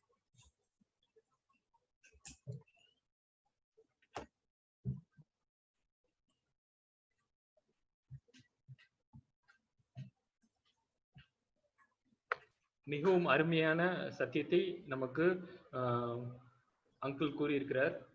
உடன்படிக்கையின் பிள்ளைகள் நம்ம அப்படின்னு நினைவுபடுத்தி இருக்கிறார். நம்ம ஓய்வு நாளை கீழ்ப்படிய வேண்டும். அடுத்ததாக கீழ்ப்படியாத பிள்ளைகளுக்காக ஜெபிக்க வேண்டும். சரியா, நம்ம ஜெபம் செய்ய வேண்டும் என்பதை மீண்டுமாக நினைவுபடுத்தி இருக்கிறார். சரியா, நம்ம ஓய்வு நாளை ஆசரித்தோம், நம்மளை படுத்துகிறதற்காக இந்த கூட்டம் அல்ல. நம்ம இங்கிருந்த காரியங்களை கற்றுக்கொண்டு மற்றவருக்கு சொல்ல வேண்டும். அதே போல அவர்களுக்காக ஜெபிக்க வேண்டும். தேவன் தாமே அங்களை ஆசீர்வதிப்பாராக. இப்போதும் இந்த கூட்டத்தின் முடிவு ஜெபத்தை சகோதரர் ஜீவன் அப்படின்னு இருக்காங்க. ஜீவன் சகோதரர், நீங்க பிரேயர் பண்றீங்களா?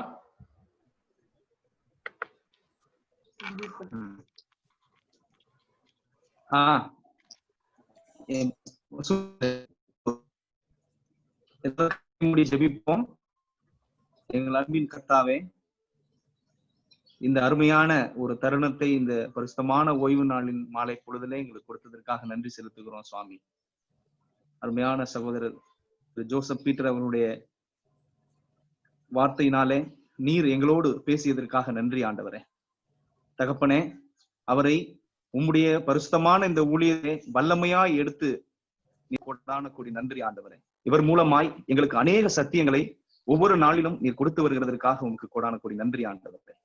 இன்னும் தொடர்ந்து ஆண்டவரே இப்படிப்பட்ட நல்ல வார்த்தைகளையும் நல்ல பிரசங்கங்களையும் நாங்கள் கேட்டு அதன் மூலமாக இந்த ஓய்வு நாள் முழுமையான இந்த சத்தியத்தை புரிந்து கொள்ளவும் இனி வருகிற நாட்களிலே உமக்கென்று நாங்கள் ஜீவிக்கவும் இப்படிப்பட்ட கூட்டங்களை கர்த்தர் அவரை கொண்டு மேன்மையாய் ஆசீர்வதித்து நடத்தவும் இதை எடுத்து பயன்படுத்துகிற இதை எடுத்து நடத்துகிற ஒவ்வொரு பிள்ளைகளையும் நீர் ஆசீர்வதிக்கும்படியாக இதை கேட்ட எங்களையும் நீர் பெருக்கமாக ஆசீர்வதிக்கும்படியாக கர்த்தராகிய இயேசு கிறிஸ்துவின் பரிசுத்தமான நாமத்தில் ஜெபிக்கிறோம். அன்பு நிறைந்த பரம தகப்பனே, ஆமென், ஆமென்.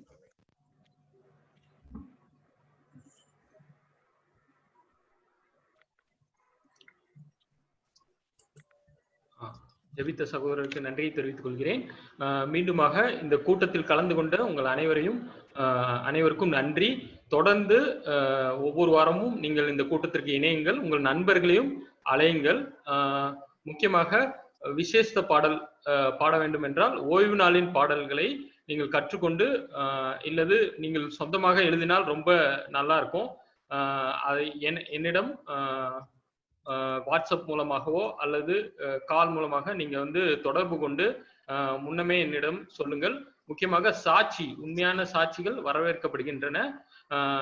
உங்க சாட்சிகள் மற்றவர்களுக்கு ஊக்கமாகவும் மற்றவர்கள் சத்தியத்தை அறிந்து கொள்வதற்கு ஒரு காரணமாகவும் இருக்கும். அதனால் சாட்சிகள் இருப்பவர்கள் என்னிடம் தொடர்பு கொள்ளலாம். தேவன் தாமே உங்கள் அனைவரையும் ஆசீர்வதிப்பாராக. மீண்டும் அடுத்த வாரம் ஓய்வு நாளிலே 4 மணிக்கு நம்ம சந்திப்போம். நன்றி. ஆமென். Thank you.